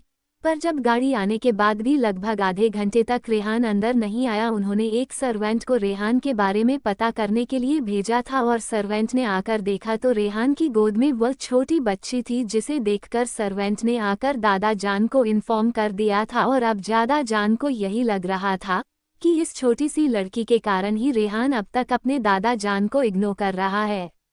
वहीं कुछ ही देर में रेहान बच्ची को अपनी गोद में लिए हुए हाल में इंटर करता है, जहां दादा जान उसे उस बच्ची के साथ देखकर गुस्से से आग बबूला हो रहे थे, क्योंकि इन दिनों रेहान बिल्कुल भी दादा जान से नहीं मिला था। बस या तो वहां सुबह ही अपने बिजनेस के लिए ऑफिस निकल जाता या फिर हॉस्पिटल में उस बच्ची को दूर से ही देखकर वह रात रात को घर वापस आता। ऐसा करते हुए रेहान को एक हफ्ता हो चुका था और अब फाइनली यह बात दादाजी के बर्दाश्त के बाहर जा रही थी। और तो और नाज बेगम भी इस दौरान बिजी थी। दादा जान को पहली बार गुस्सा आया कि रेहान ने उनको इग्नोर भी किया और पहली बार झूठ भी बोला, वो भी इस बच्ची के लिए। दादा जान को चाहत बिल्कुल पसंद नहीं आई, क्योंकि उन्हें लगने लगा था कि रेहान अपनी प्रायोरिटी खो रहा है। उसका टारगेट अपनी फैमिली और बिजनेस को आगे बढ़ाना होना चाहिए, ना कि खुद को डिस्ट्रैक्ट करना। फिलहाल के लिए तो दादा जान को बच्ची की सारी इन्फॉर्मेशन मिल चुकी थी कि वह किसी सिचुएशन में रेहान को मिली है, लेकिन अभी भी दादा जान के दिल में सिर्फ अपनी फैमिली और बिजनेस का ख्याल था, इसलिए उन्होंने दिल ही दिल में अपने आप से सोचा। उद्धरण चिन्ह। अपने माँ बाप के बाद बिजनेस के अलावा हमने पहली बार रेहान की आंखों में हमने किसी और चीज़ के लिए फिक्र अच्छी है, ये उसके करियर और फ्यूचर के लिए ठीक नहीं है। हमें इस बच्ची को जल्द से जल्द अनाथ आश्रम भेजना होगा। दादा जान को रेहान की बाहों में चाहत को देखकर गुस्सा तो बहुत आ रहा था, पर फिलहाल उन्होंने अपने गुस्से को काबू करना ही बेहतर समझा और चुपचाप अपने कमरे में चले गए। वहीं कहीं ना कहीं रेहान भी दादाजी की आंखों में नाखुशी देख सकता था, इसीलिए वह चुपचाप चाहत को हॉल में खड़ा करते हुए अपने कदम अपने कमरे की तरफ बढ़ाते हुए नाज बेगम से बोला। उद्धरण चिन्ह। ये बच्ची यहाँ आ तो गई है, पर बेहतर होगा इसे यहाँ के रूल्स समझा दिए जाएं, और हो सके तो इसे हमसे थोड़ा दूर ही रखें। अपनी बातों को कहते हुए रेहान की आवाज़ काफ़ी ज़्यादा सख्त थी, तो वही उसकी बात सुन नाज बेगम ना समझे और हैरानी से रेहान को देख रही थी। अब उनकी नज़र उसे मासूम 3 साल की बच्ची चाहत पर गई। रूल्स, वह भी इस मासूम बच्ची के लिए। हाँ, पता नहीं क्या चीज़ है आप रेहान। कुछ देर बाद नाज बेगम चाहत को अपने साथ कमरे मिलकर अपने हाथों से फ्रेश करती हैं और उसे न्यू फ्रॉक पहनाकर बहुत ही प्यार से उसके बालों को ड्राई कर उसकी चोटियां बनाती है। वो उस पर जी भरकर प्यार लुटा रही थी, लेकिन इस दौरान उन्होंने एक चीज़ नोटिस की, चाहत के चेहरे पर फिलहाल मुस्कान गायब थी, जिसे देख उन्हें बिल्कुल भी अच्छा नहीं लगा। उन्होंने चाहत को चॉकलेट और खिलौनों से मनाने की कोशिश की, लेकिन चाहत अपना सर हिलाकर हर चीज़ के लिए मना कर रही थी।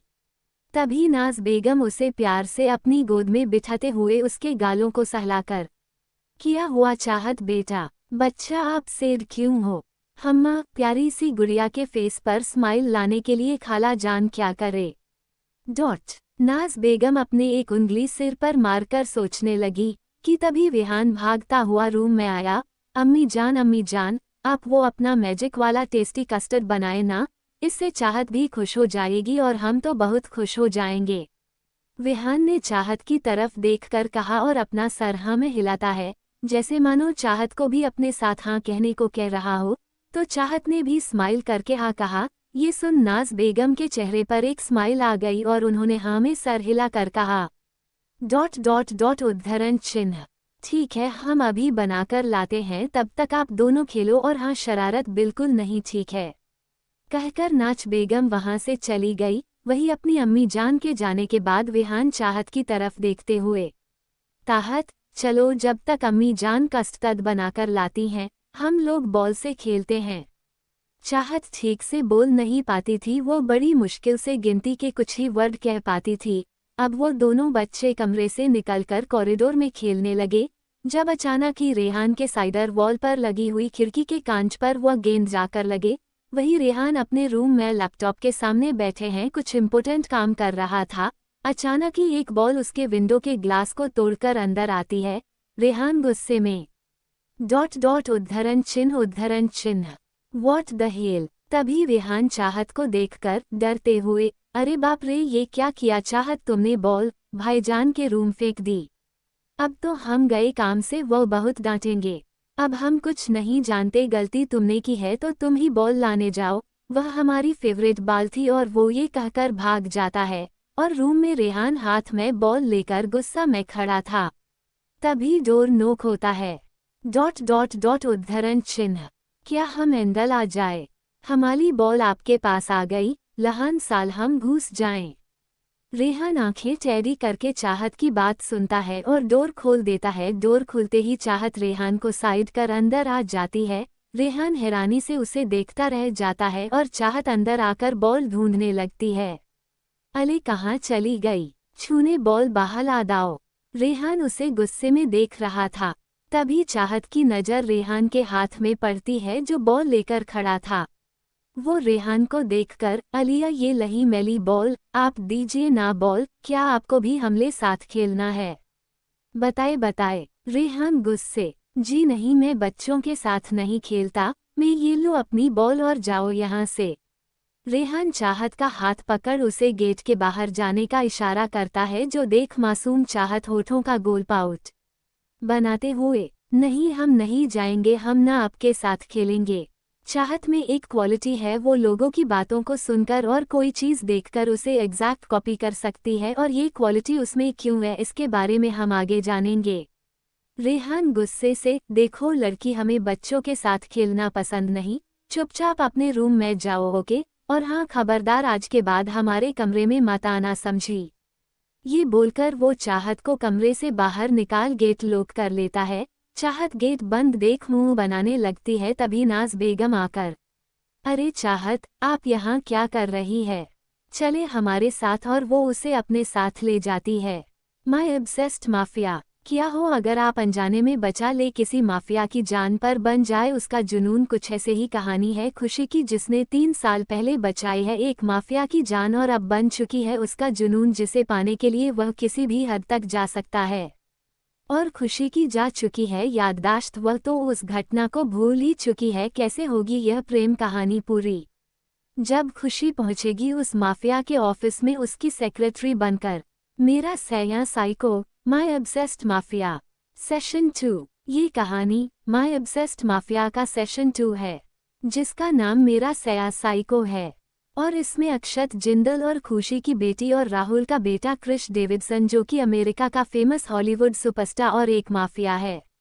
विवान खन्ना, जिसने अपने साजिशों के चलते अक्षत और खुशी को खत्म कर दिया, लेकिन उसकी बेटी आशी जिंदा बच गई, जिसकी सिक्योरिटी कर रहे हैं कुछ अनजान लोग। तो आखिर कौन है वह लोग और कौन है क्रिश डेविडसन जो बनेगा आशी का किंग?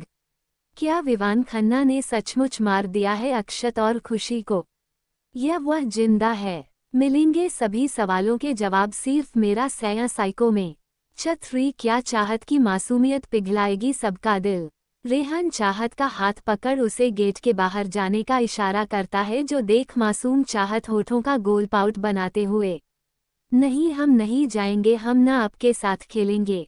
चाहत में एक क्वालिटी है, वो लोगों की बातों को सुनकर और कोई चीज़ देखकर उसे एग्जैक्ट कॉपी कर सकती है, और ये क्वालिटी उसमें क्यों है इसके बारे में हम आगे जानेंगे। रेहान गुस्से से, देखो लड़की, हमें बच्चों के साथ खेलना पसंद नहीं, चुपचाप अपने रूम में जाओ, ओके? और हाँ, खबरदार, आज के बाद हमारे कमरे में मत आना, समझी? ये बोलकर वो चाहत को कमरे से बाहर निकाल गेट लॉक कर लेता है। चाहत गेट बंद देख मुंह बनाने लगती है, तभी नाज बेगम आकर, अरे चाहत, आप यहाँ क्या कर रही है? चले हमारे साथ, और वो उसे अपने साथ ले जाती है। रेहान गुस्से में, ये बच्ची हमें बहुत इरिटेट कर रही है, हमें जल्दी ही इसकी फैमिली को ढूंढना होगा। और वो वॉशरूम में चला जाता है और रेडी होकर ऑफिस के लिए निकल जाता है। दूसरी तरफ नाज बेगम रेहान और चाहत को बहुत प्यार से कस्टर्ड खिला रही थी। नाज बेगम की गोद में चाहत थी तो रेहान मुंह बनाते हुए, अम्मी जान, आपने चाहत को क्यों गोद में लिया है? आप हमारी अम्मी जान है, चाहत की नहीं। आप उसे हटाए, हम आपकी गोद में बैठेंगे। हाँ। नाज बेगम मुस्कुराते हुए रेहान को समझाते हुए बोली, रेहान बेटा, ऐसा नहीं कहते, वो आपकी छोटी बहन जैसी है ना। उसकी अम्मी जान यहाँ नहीं है, रेहान के सिर पर हाथ फेरते हुए। तो हम दोनों को मिलकर चाहत का ख्याल रखना होगा, है ना रेहान? ये सुन रेहान चीरते हुए मुंह बनाकर, अम्मी जान, आपसे कितनी बार कहा है ऐसा मत किया कीजिए, आपने हमारा हेयर स्टाइल खराब कर दिया। हमने जेल लगाकर बाल सेट किए थे, अब हम हैंडसम नहीं लगेंगे। आप भी ना छोटी बच्ची है क्या? ठीक है, उसे गोद में बिठाना है तो बिठा लीजिए, लेकिन याद रखिएगा आप सिर्फ हमारी अम्मी जान है। हाँ। रेहान मुंह बनाता हुआ वहां से चला जाता है। नाज बेगम उसे देखते हुए खिलखिलाकर हंसने लगती हैं। तो वहीं दूसरी तरफ एक अंधेरी गुफा, जहां सिर्फ अंधेरा ही अंधेरा था। अजीब सी सनसनाहट और खतरनाक आवाज जो वहां के माहौल को डरावना बना रही थी। रात का गाना अंधकार, चारों तरफ डरावना जंगल, और वहां की खामोशी को चीरती हुई कुछ अजीबोगरीब आवाजें। अचानक गुफा में फुसफुसाहट गूंजने लगी। हल्की सी लाल रोशनी में कोई बड़ी अजीब सी चीज जो खुद को काले कपड़े से ढकी हुई थी, जो दिखने में बहुत लंबी, 9 या 10 फीट हाइट, बड़े बड़े नाखून, डार्क लाल आंखें, ऐसा लग रहा था जैसे वो अजीब शक्तियों से बात कर रहा है। चेहरे पर बहुत ही खतरनाक ऑरा, जिसे देखते हुए सामने वाली की रूह कांप रही थी। अचानक एक तेज आवाज के साथ गुफा के सारे पत्थर हवा में उड़ने लगे और किसी की दर्द भरी चीखें उस इलाके में गूंज उठी। और सामने खड़ा घबराया हुआ इंसान पसीने से लथपथ अगले ही पल फ्लो पर गिरा हुआ था और उसके चारों तरफ खून ही खून बिखरा था। वो आदमी दर्द से तड़पते हुए मौत की नींद सो चुका था। तो वही काले कपड़े वाला डरावना शख्स लगभग दहाड़ते हुए अपनी डरावनी आवाज में बोला, बस बहुत हो गया, कुछ टाइम और उसके बाद हमें कोई नहीं रोक सकता। हम बहुत जल्द अपनी सभी शक्तियों को हासिल कर लेंगे, उसके बाद उन लोगों को हमसे कोई नहीं बचा सकता। हा हा हा। अचानक उसे गुफा में जोरदार डरावनी हंसी की आवाज गूंज उठी। नाज बेगम बच्चों के रूम में चाहत और रेहान को बैड टाइम स्टोरी सुना रही थी। दोनों बच्चे क्यूरियोसिटी के साथ स्टोरी सुन रहे थे, जहां नाज बेगम बीच में लेते हुए दोनों बच्चों के सर पर प्यार से हाथ फेर रही थी और दोनों बच्चे उनके शोल्डर पर कर रखे कुछ इस तरह सोए थे जैसे इससे ज्यादा सुकून उन्हें कहीं और मिले ही ना। थोड़ी ही देर में वो दोनों बच्चे सो गए। नाज बेगम स्माइल करते हुए दोनों बच्चों के माथे पर प्यार से किस करती हैं और धीरे धीरे अपने कदम कमरे से बाहर निकाल देती हैं। जाने से पहले उन्होंने धीरे से दरवाजा लगाया और जैसे ही बच्चों के रूम से निकली, अचानक दादा जान ने पीछे से उन्हें पुकारा। डॉट डॉट डॉट डॉट उद्धरण चिन्ह। नाज बेगम, ये बच्ची कब तक यहाँ रहेगी? इसके फैमिली का कुछ पता चला? अगर नहीं तो हम कल ही हम रेहान से बात करते हैं, जल्दी ही इसे अनाथ आश्रम भेज दिया जाए, क्योंकि हम नहीं चाहते कि इस लड़की को ऐसो आराम की जिंदगी की आदत हो जाए, वरना इसे आगे चलकर दूसरी जगह सरवाइव करने में मुश्किल होगी। और रेहान का लगाव भी बच्ची के लिए ठीक नहीं है। दादा जान की बात सुन नाज बेगम बड़े ही दुखी दिल से हाँ में सर हिलाकर वहां से चली गई, क्योंकि वह जानती थी दादा जान के फैसले के खिलाफ जाना उनके बस की बात नहीं है, क्योंकि इस घर में वही होता है जो दादा जान या रेहान चाहते हैं। उनकी हैसियत इस घर में एक मेहमान से बढ़कर नहीं थी। हालांकि नाज बेगम का दिल इस चीज के लिए मान ही नहीं रहा था, बल्कि वह तो चाहत के अंदर अपनी बेटी देख रही थी और चाहती थी कि वो हमेशा यही रहे, पर फिलहाल मायूसी के अलावा उनके पास कुछ नहीं था। अगले दिन सुबह रेहान वर्कआउट कर रहा था। वह तेजी से ट्रेडमिल पर दौड़ते हुए अपने पसीने को पोंछ रहा था। उसकी पर्सनैलिटी कहीं से भी 13 साल के बच्चे जैसी नहीं थी। वो उतना ही वर्कआउट करता था जितना उसकी बॉडी और मसल्स को नीड हो। बॉडी बिल्डिंग से लेकर वेट लिफ्टिंग और बॉक्सिंग, लगभग हर तरह की एक्सरसाइज उसकी डेली रूटीन में शामिल थी, जिसका असर भी उसकी बॉडी पर साफ नजर आता था। वह आम 13 साल के बच्चे से काफी अलग मेच्योर नजर आता था। तो वहीं नाज बेगम, विहान और चाहत आज मॉर्निंग वॉक के लिए पार्क गए थे। वहाँ चाहत और विहान ने साथ में मिलकर खूब मस्ती की और मजे किए। संडे का दिन था तो बच्चों के पास भी काफी वक्त था खेलने और मस्ती करने के लिए, क्योंकि आज विहान की स्कूल से छुट्टी थी। हालांकि वह पहले भी अपनी अम्मी जान के साथ इस पार्क में आता था ताकि वह जी भरकर खेल सके, पर इस बार कुछ स्पेशल था और वह थी चाहत का साथ। थोड़ी देर में सब डाइनिंग टेबल पर बैठकर ब्रेकफास्ट करने के लिए बैठे थे। तभी दादा जान ने अपनी नज़र डाइनिंग टेबल के सामने हेड चेयर की तरफ करते हुए कहा, dot dot dot dot dot उद्धरण चिन्ह, रेहान कहाँ है? अब तक आए क्यों नहीं? तभी पीछे से एक रुबाबरदार और कोल्ड वॉइस उनके कानों में गई। डॉट डॉट डॉट डॉट उद्धरण चिन्ह, हम यहाँ हैं दादा जान, अस्सलाम वालेकुम। और रेहान भी सबके साथ आकर बैठ गया। डॉट डॉट डॉट उद्धरण चिन्ह, हम वालेकुम अस्सलाम। रेहान, हम कह रहे थे कि, कहते हुए दादा जान जैसे ही अपनी बात पूरी करने वाले थे कि तभी अचानक ही मासूम और छोटी सी चाहत उछल उछल कर क्लैपिंग करने लगी। डॉट डॉट डॉट डॉट उद्धरण चिन्ह, ये रेहान सल आ गए, रेहान सल आ गए कहकर वो मासूमियत से रेहान के कपड़े को पकड़ उसकी गोद में चढ़ने की कोशिश करने लगी। हालांकि इसकी यह हरकत बहुत प्यारी थी, लेकिन शायद पत्थरों पर यह हरकत काम ना करती।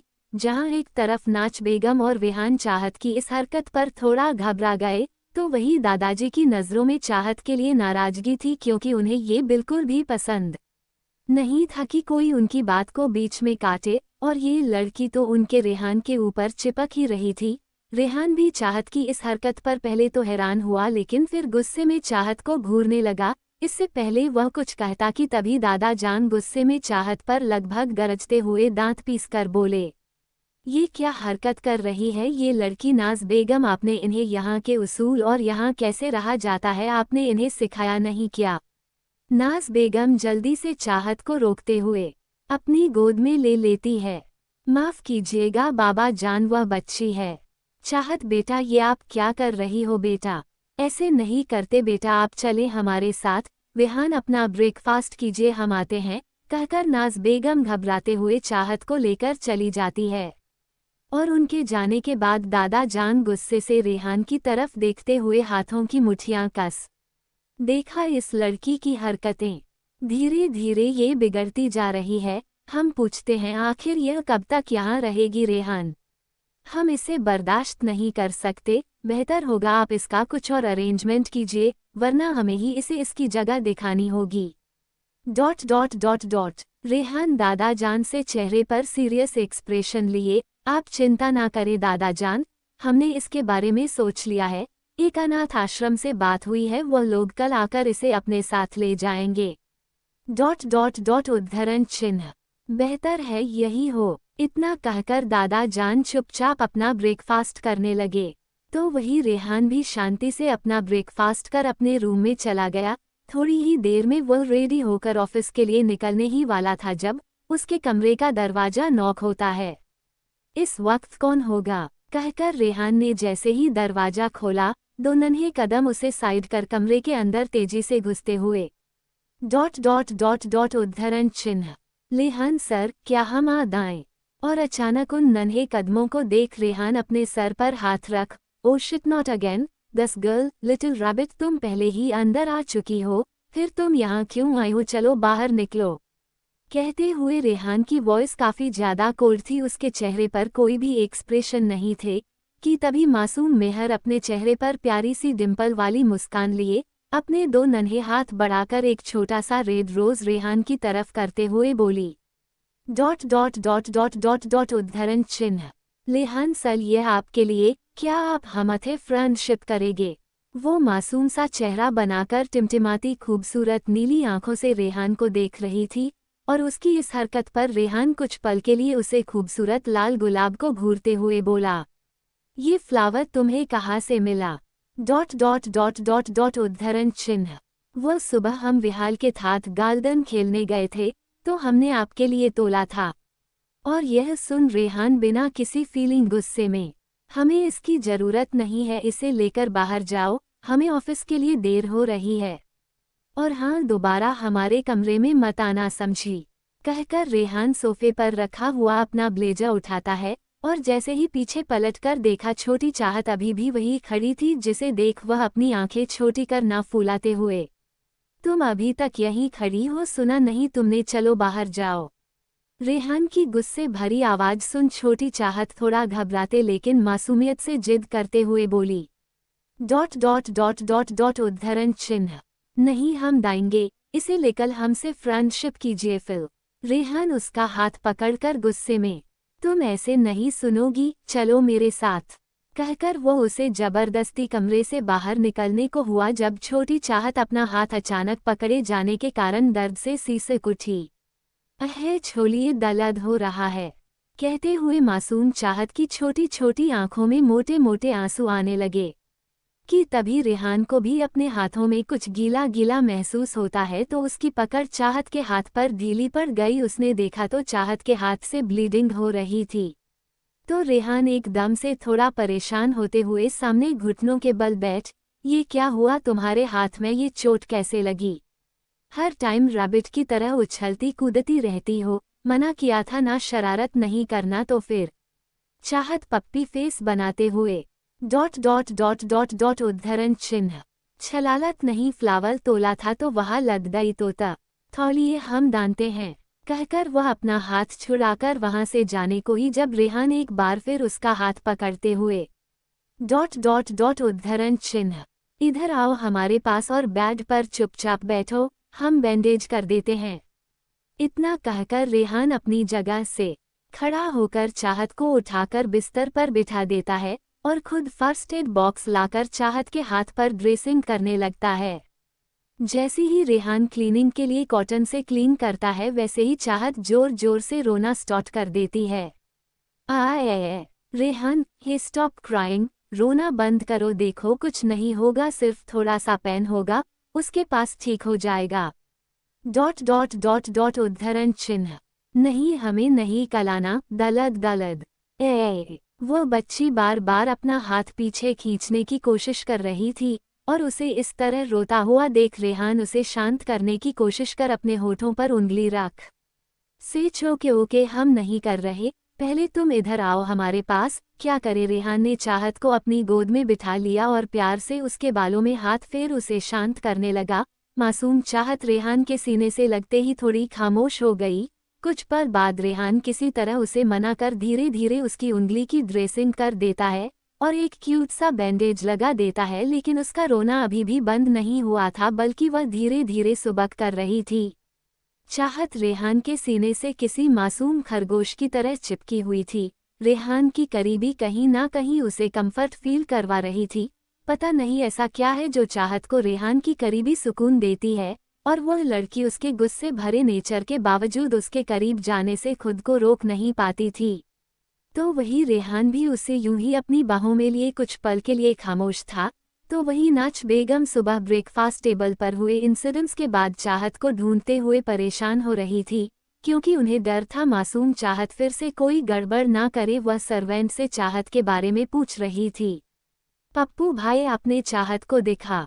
हम यही बिठा कर गए थे उसे। डॉट डॉट उद्धरण चिन्ह, जी उसे तो हमने रेहान करके कमरे की तरफ। और इससे पहले सर्वेंट आगे कुछ कहता, नाज बेगम घबराकर, क्या चाहत रेहान के कमरे की तरह? अरे नहीं, हमें उसे रोकना होगा, कहकर नाज बेगम तेजी से रेहान के कमरे की तरफ गई। और अब वो जैसे ही वहां पहुंची, कमरे का दरवाजा खुला होने के कारण सामने का नजारा देख नाज बेगम पूरी तरह हैरान थी, क्योंकि रेहान चाहत को अपनी गोद में लिए हुए बैठा था। यह नज़ारा तो उनके लिए शॉकिंग था, लेकिन फिलहाल वह कुछ कहती नहीं और धीरे से वहां से निकल आई। या खुदा, कहने को तो ये काफी मुश्किल है, लेकिन आपके लिए तो कुछ भी नामुमकिन नहीं। बस हम तो यही कहेंगे कि कुछ ऐसा कीजिए खुदा कि यह बच्ची यही रह जाए। न जाने क्यों हमें इसे देखकर अपनेपन का एहसास होता है और ऐसा लगता है जैसे इसके आने के बाद शायद कुछ बदल जाए। कहते हुए नाज बेगम के चेहरे पर एक प्यारी सी मुस्कान और आंखों में उम्मीद थी। तो वहीं दूसरी तरफ रेहान ने चाहत की ड्रेसिंग कर दी थी और चाहत भी काफ़ी हद तक कूल डाउन हो चुकी थी। तभी रेहान ने महसूस किया कि वो बच्ची अब ज़्यादा हिलडुल नहीं रही और नहीं कुछ बोल रही है। यह महसूस होते ही उसने धीरे से अपनी नज़र झुकाकर उसके मासूम चेहरे की तरफ देखा तो हैरान रह गया, क्योंकि चाहत उसके सीने से लगे हुए ही सो गई थी। सोते हुए वह किसी मासूम परी की तरह लग रही थी, जिसे देख उसकी नज़रें तो बस उसके प्यारे से चेहरे पर टिकी हुई थी। शायद उस लड़की में कुछ तो था जो रेहान जैसे कोल्ड नेचर के इंसान को भी सॉफ्ट करने की हिम्मत रख रही थी। कुछ पल बाद रेहान एक गहरी सांस लेकर अपने 2 फिंगर माथे पर रगड़ते हुए बोला, not again, I have to do something. इतना कहकर वह उस बच्ची को अपनी गोद से उतारकर धीरे से बिस्तर पर सुला देता है और ब्लैंकेट से कवर कर अपना ब्लेजर लेकर तेज कदमों के साथ कमरे से बाहर निकल गया। वह नीचे हॉल में आकर बिना नाज बेगम की तरफ देखे कोल्ड वॉइस में बोला, डॉट डॉट डॉट डॉट उद्धरण चिन्ह, वो लड़की हमारे कमरे में सोई हुई है, तो उस पर नज़र रखिए और बेहतर होगा वह आगे से हमारे कमरे में ना घुसे। और हाँ, कल कुछ अनाथ आश्रम वाले आ रहे हैं, इसीलिए उसका सामान पैक कर दीजिए। इतना कहकर रेहान बिना एक भी कदम रोके तेज कदमों के साथ वहां से चला गया।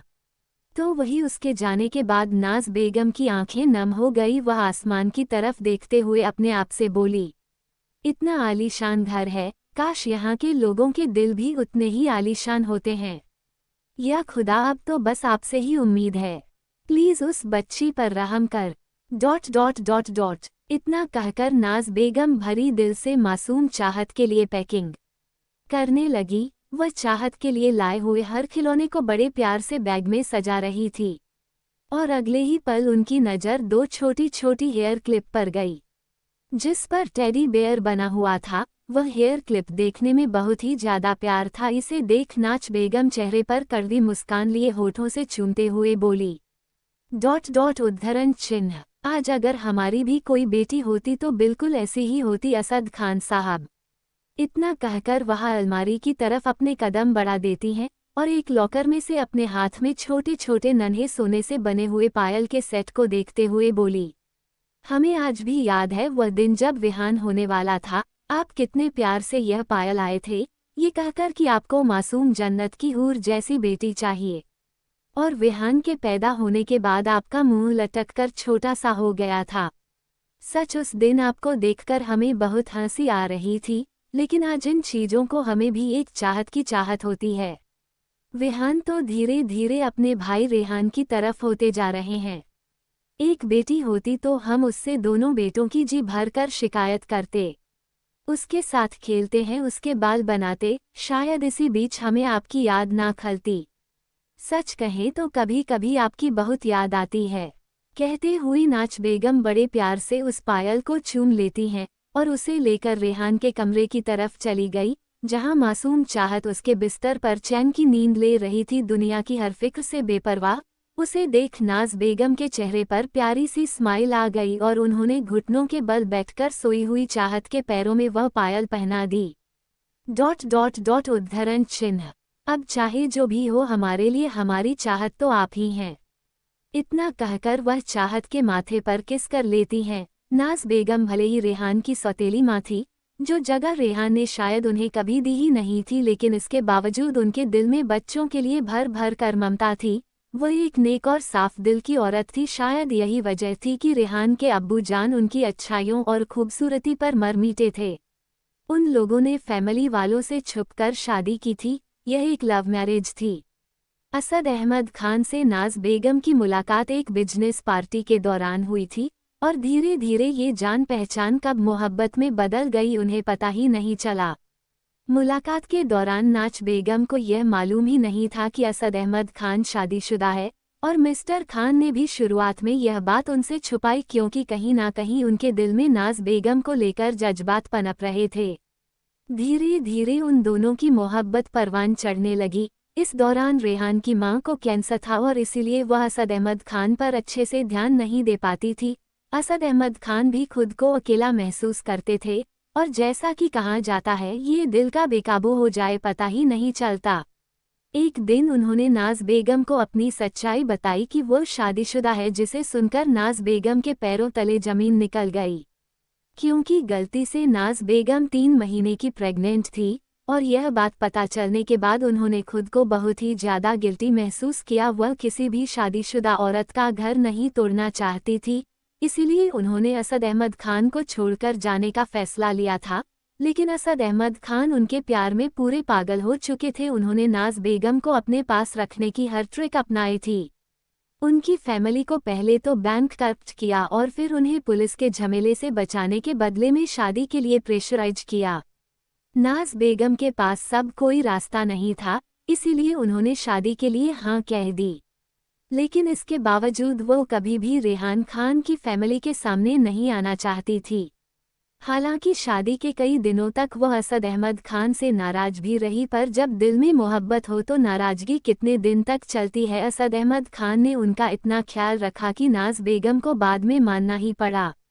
लेकिन सच्चाई भला कब तक छुपती। धीरे धीरे इस राज से भी पर्दा उठा और हुआ वही जिसका डर था। रेहान की नज़रों में नाज बेगम गुनहगार बन गई, एक घर तोड़ने वाली औरत जिसने उनकी मां की जगह ली। सच्चाई पता चलने के बाद असद अहमद खान नाज बेगम को अपने 2 साल के बेटे रेहान के साथ घर ले आए और खुलकर इस बात का ऐलान किया कि अगर नाज बेगम यहाँ नहीं रहेगी तो वह भी घर छोड़कर चले जाएंगे, क्योंकि वह उन्हें बहुत प्यार करते हैं। और यह बात रेहान के तन बदन में आग लगाने के लिए काफ़ी थी। हालांकि वह सिर्फ 9 साल का था, पर बातें समझने लायक था। रेहान की अपनी अम्मी जान रेहाना सुल्तान, जिन्हें ब्लड कैंसर था और वह अपनी आखिरी मोड़ पर थी, उन्होंने खुद पूरी फैमिली को असद अहमद खान और नाज बेगम को माफ़ करने के लिए रिक्वेस्ट की, क्योंकि वह इस मोड़ पर आकर अपने बेटे को अनाथ होते हुए नहीं देख सकती थी। वह जानती थी उनके पास बहुत कम वक्त है और कहीं ना कहीं उन्हें भी अपने पति के एक्स्ट्रा मैरिटल अफेयर के बारे में काफ़ी लंबे वक्त से पता था, पर फिर भी सब जानने के बावजूद उन्हें खामोश रहना पड़ा। वह अंदर ही अंदर घुटती चली गई, क्योंकि वह अपने पति असद अहमद खान से बहुत प्यार करती थी।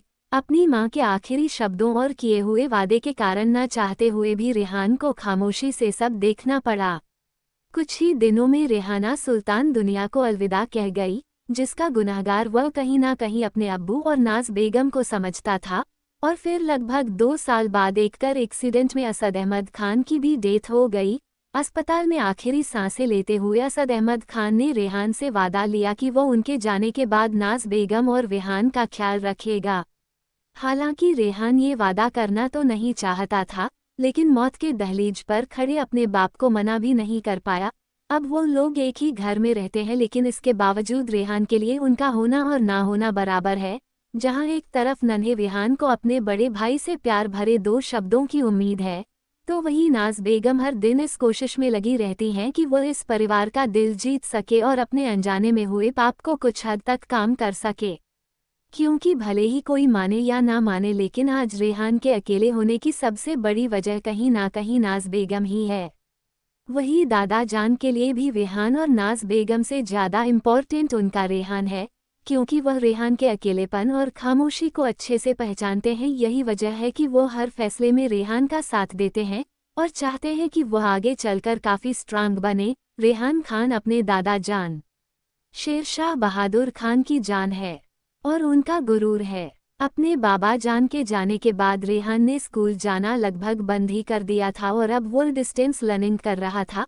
ऑनलाइन क्लासेज के साथ वह अपने बिजनेस को भी हैंडल करता था। इतनी कम उम्र में ही उसने अपने घर और बिजनेस की जिम्मेदारियां को संभाल लिया था, जो कि आम बच्चों के लिए लगभग नामुमकिन था।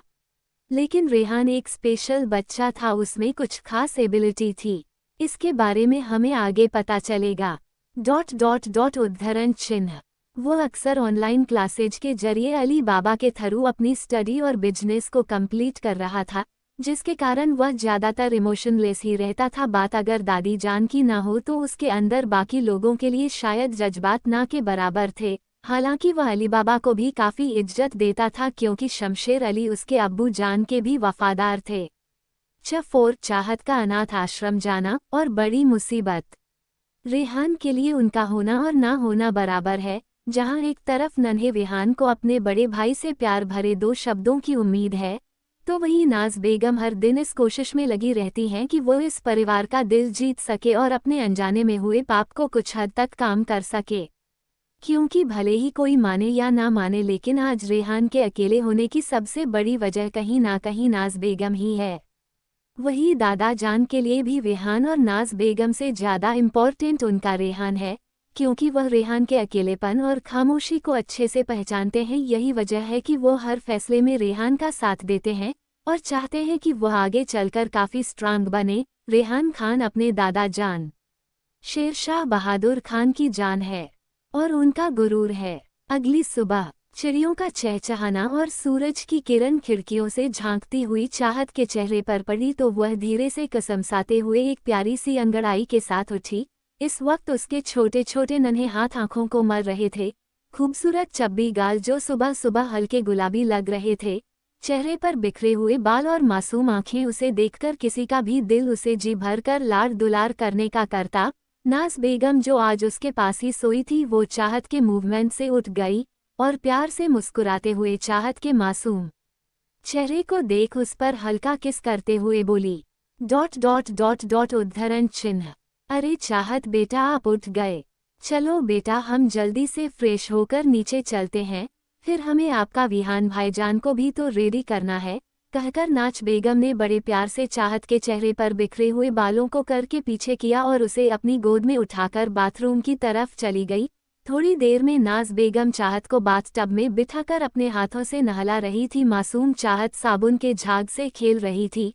चाहत को नहलाते हुए नाज बेगम का दिल बहुत ही ज्यादा भारी था। उनके चेहरे पर मायूसी साफ नजर आ रही थी, क्योंकि वह जानती थी कि अब चाहत कुछ ही पल के लिए उनके पास है। वह उसे जी भरकर लाड दुलार कर लेना चाहती थी। चाहत की खूबसूरत लंबे लाइट ब्राउन बालों को वह शैम्पू करते हुए अपने आप से बोली, मेरी प्यारी बच्ची, तुम कितनी मासूम हो। काश तुम्हारी यह मासूमियत हम हमेशा देख पाए। काश खुदा कोई चमत्कार कर दे। कहते हुए उनकी आंखें बंद हो गई। थोड़ी देर बाद वह चाहत को टॉवल में लपेट अपनी गोद में लेकर आई और जल्दी जल्दी उसे एक क्यूट वाइट कलर की फ्रॉक पहनाकर लंबे बालों को हेयर ड्राई कर उसकी छोटी छोटी सर पर 2 चोटियां बना दी और उसके किनारे पर 2 क्यूट कार्टून स्टाइल वाले क्लिप लगा दिए। चाहत के नन्हे मुलायम पैरों में उन्होंने स्नीकर्स पहनाए और प्यार से उसके दोनों गालों पर किस करते हुए कहा, अरे वाह मेरी नन्ही परी, आप तो बहुत क्यूट लग रहे हो, किसी की नज़र ना लगे आपको। क्या करें, नाज बेगम नहीं अपनी आंखों का काजल चाहत के कान के पीछे लगा दिया और अब उन्होंने चाहत की खूबसूरत नीली आंखों में भी हल्का हल्का काजल लगा दिया। अब चाहत की मासूम आंखें और भी ज़्यादा ब्यूटीफुल लग रही थी। चाहत के नेचुरल पिंक लिप्स जो शाइन कर रहे थे, उस पर एक मुस्कान खिल गई। बेटा, अब आप रेडी हो गए हैं तो हमारे साथ चलिए, आपके विहान भाई को भी स्कूल के लिए रेडी करना है। इतना कहकर वह चाहत की उंगली पकड़ उसे अपने साथ ले जाने लगी। जब चाहत बेड पर रखा हुआ अपना एक सॉफ्ट टॉय जो कि एक बंदर था अपने हाथ में ले लेती हैं और उसे अपने सीने से लगाए हुए नाज बेगम का हाथ पकड़े नन्हे कदमों से कमरे से बाहर निकल गई। थोड़ी ही देर में नाज बेगम कमरे में आकर अपने बेटे विहान को उठती हैं और उसे फ्रेश कर स्कूल के लिए रेडी करने लगी। थोड़ी ही देर में विहान भी रेडी हो चुका था और नाज बेगम एक हाथ से विहान का स्कूल बैग तो दूसरे हाथ से नहीं चाहत को गोद में लिए नीचे हॉल में आए, जहां रेहान और दादा जान पहले ही डाइनिंग टेबल पर बैठे आपस में बातें कर रहे थे और तभी रेहान का मोबाइल फोन रिंग करता है। हम ओके, ठीक है, उन्हें भेज दीजिए। इतना कहकर रेहान ने कॉल डिस्कनेक्ट किया और खाना खाते हुए दादा जान की तरफ देख हमेशा की तरह सीरियस एक्सप्रेशन के साथ बोला, अली बाबा का कॉल था, अनाथ आश्रम वाले उस लड़की चाहत को लेने के लिए आ रहे हैं। डॉट डॉट डॉट उद्धरण चिन्ह। बेहतर है, कहकर दादा जान चुपचाप अपने खाना खाने पर कंसंट्रेट करते हैं कि तभी रेहान और दादा जान के कानों में मासूम चाहत की मीठी सी आवाज गूंज उठी, जो विहान के स्कूल ड्रेस को देख अपनी मीठी सी आवाज में बोली, नाज ताला ताहत तो भी विहाल भाई दान देते तपले पहनने हैं, नाज खाला चाहत को भी विहान भाई जान जैसे कपड़े पहनने हैं। डॉट डॉट डॉट उद्धरण चिन्ह। आपको विहान भाई जान के कपड़े चाहिए, लेकिन बेटा विहान भाई जान तो स्कूल के कपड़े पहने हुए हैं। तभी चाहत नाज बेगम को देखते हुए नाज ताला हमें भी स्कूल जाना है विहान भाई के साथ। नाज बेगम प्यार से चाहत को देखते हुए, हाँ बेटा आप भी स्कूल जाओगी, बट पहले चलो हम सब ब्रेकफास्ट करते हैं। दादा जान वेट कर रहे होगे ना। और अभी नाज बेगम उन दोनों के लिए डाइनिंग टेबल के पास आई जहां मासूम चाहत रेहान को देखकर एक प्यारी सी स्माइल पास करती है, लेकिन रेहान उसे एक नज़र देख ऐसे इग्नोर करता है जैसे उसने उसे देखा ही नहीं। वहीं दादा जान की नज़र जैसे ही चाहत पर पड़ी, उनके चेहरे पर एक बार फिर नाखुश जैसे एक्सप्रेशन आ गए। उन्होंने रेहान को देखा तो रेहान ने अपनी आंखें झपका दी। उन दोनों के चेहरे पर कोल्ड एक्सप्रेशन को देख नाज बेगम को बहुत दुख हुआ, लेकिन वह बेचारी खामोशी से बच्चों को उनकी उनकी जगह बिठा देती हैं और दादा जान को सलाम कर बच्चों को खाना सर्व करने लगी। इस दौरान चाहत बार बार अपनी तोतली जुबान में विहान से बातें कर रही थी और विहान भी इस बात से अनजान की। वह अपनी नन्ही दोस्त से शायद आखिरी बार मिल रहा है। खुश होते हुए उसके साथ नोक-झोंक कर खाना खा रहा था, कभी उसके साथ खाना शेयर कर रहा था तो कभी मुंह फुलाकर लड़ रहा था। पर नाज बेगम उन दोनों को शांति से खाना खाने के लिए कहती हैं, क्योंकि वह जानती थी डाइनिंग टेबल पर बैठे हैं दोनों खड़ूस लोगों को बच्चों की बातें पसंद नहीं आएंगी। थोड़ी ही देर में ही सभी लोग खाना खा चुके थे। नाज बेगम का खाने का तो बिल्कुल भी दिल नहीं था। हर एक गुजरते वक्त के साथ उनका दिल भरी हो रहा था और आखिर में वह वक्त आ ही गया जिसके लिए उनको घबराहट हो रही थी। एक गार्ड आकर रेहान को सलाम करता है और अपने स्ट्रेट फॉरवर्ड एक्सप्रेशन के साथ इन्फॉर्म करता है, सर बाहर कुछ लोग आए हैं और उनका कहना है कि वह अनाथ आश्रम से आए हैं, उन्हें अंदर आने की परमिशन चाहिए। ये सुन दादा जान अपने चेहरे पर सीरियस एक्सप्रेशन लिए, अंदर भेजो उन्हें। इतना कहकर वह अपने सिर चेयर से उठकर सोफे पर जाकर बैठ गए और नाज बेगम की आंखों में आंसू आने वाले थे। उन्होंने बड़ी मुश्किल से अपने आंसुओं को कंट्रोल किया और चाहत की तरफ देखा। वह उसे अपनी गोद में लेकर दोबारा कमरे में चली गई और विहान भी अपनी अम्मी जान के पीछे पीछे कमरे में आ गया। अम्मी जान हम लोग यहाँ क्यों आए हैं, हमें तो स्कूल जाना था ना, देर हो रही है। कहते हुए विहान अपनी मासूम आंखों से अपनी मां को देख रहा था, जब नाज बेगम अपनी आंसुओं को छुपाते हुए चेहरे पर झूठी मुस्कान लाकर, बस बेटा थोड़ी देर। वहीं दूसरी तरफ नीचे हॉल में रेहान भी बिना किसी एक्सप्रेशन दादी जान की बगल में एक सिंगल लीटर सोफे पर जाकर बैठ गया। जब कुछ लोग तेजी से अंदर आए, उनमें एक लेडी और दो मर्द थे। उन लोगों की नजरें पहले तो इस आलीशान घर पर थी, वह तो इसकी खूबसूरती को देखने में इस कदर खो गए, क्यों नहीं इस बात का एहसास ही नहीं हुआ कि वह इस वक्त कहाँ है। कि तभी रेहान अपनी कोल्ड वॉइस में बोला, अगर घर देखना हो गया हो तो बेहतर होगा, जिस काम के लिए आए हैं उसे बारे में बात कर ले। अचानक रेहान की ठंड वॉइस सुन वह लेडी और दोनों मर्द अपने अपने होश में आए, फिर सामने बैठे दादा जान को सलाम करते हुए बोले, माफ कीजिएगा सर, जो हम रोशनी अनाथालय से आए हैं चाहत को लेने के लिए। रेहान बिना कुछ रिएक्ट किए सोफे पर एक के ऊपर एक पैर रखे किसी राजा की तरह बैठे कुछ पेपर्स चेक कर रहा था। उसने बिना ऊपर देखे स्ट्रेट एक्सप्रेशन के साथ कहा, ... उद्धरण चिन्ह, जाओ चाहत को अंदर से लेकर आओ। रेहान के ऑर्डर को सुनते ही एक सर्वेंट जाकर नाज बेगम के डोर को नॉक करती है, जिसे सुनते ही नाज बेगम की दिल की धड़कनें तेज हो गई। उन्होंने चाहत को कस के अपने सीने से लगा लिया और लड़खड़ाती आवाज में बोली, कौन? ... उद्धरण चिन्ह, जी बेगम साहिबा, वो चाहत को कुछ लोग लेने आए हैं। छोटे मालिक ने आपको और चाहत को बाहर बुलाया है। ये सुनकर नाज बेगम के चेहरा का रंग उड़ जाता है और वो दर्द भरी आवाज में कहती है, ... उद्धरण चिन्ह, ठीक है तुम जाओ हम आते हैं। ये सुन सर्वेंट वहां से चली गई। नाज बेगम एक नज़र चाहत को देखती है जो अपने टॉयज के साथ खेलने में बिजी थी और उनके सीने से लगी हुई थी। उसके मासूम चेहरे को देख नाज बेगम अपना चेहरा उठाकर आसमान की तरफ देखते हुए दर्द भरी आवाज में बोली, या अल्लाह कोई करिश्मा कर दे कि चाहत यहाँ से नहीं जाए, अब तेरे अलावा ये करिश्मा कोई और नहीं कर सकता। तू तो सब पर रहम करता है, न इस बच्ची पर भी कर। नाज बेगम भारी दिल से चाहत को बाहर लेकर आती है। जैसे ही चाहत उन लोगों को देखती है वो जोर से नाज बेगम का हाथ पकड़ लेती है और उनके पीछे छुपने लगती है। रेहान भी ये सब देख रहा था बट उसके फेस पर कोई एक्सप्रेशन नहीं थे। तभी वो लेडी आगे बढ़कर चाहत का हाथ पकड़ लेती है, बट चाहत ने नाज बेगम का हाथ बहुत जोर से पकड़ा था। नाज बेगम भी चाहत का हाथ नहीं छोड़ना चाहती थी। वो रेहान को आस भरी नजरों से देख रही थी कि तभी वह लेडी अपने चेहरे पर हल्की सी मुस्कान लिए बोली, इधर आओ बेटा, आपको हमारे साथ चलना है। उनका हाथ छोड़ दो। उस औरत की बात सुन मासूम चाहत घबराते हुए फूट फूट कर रोने लगी और तोतली जुबान में बोली, नहीं, हम नहीं दाएं दें। ताला ताला। रेहान थल। चाहत फूट फूट कर रो रही थी। उसको देखकर वहां जितने भी सर्वेंट थे सबके दिल पसीज रहे थे, सिवाय दादा जान और रेहान के। चाहत गिड़गिड़ाती रही। नाज बेगम का आंचल उनका दुपट्टा पकड़कर खुद को रोक लेने की कोशिश करती रही। उसे नहीं जाना पर शायद उसकी सिसकियों को किसी ने नहीं सुना। चाहत को जाता हुआ देख रेहान भी जोरों से रो रहा था। वह भी सभी लोगों को उससे दूर करने की कोशिश कर रहा था, उसका हाथ अपने हाथों में लेने की कोशिश कर रहा था।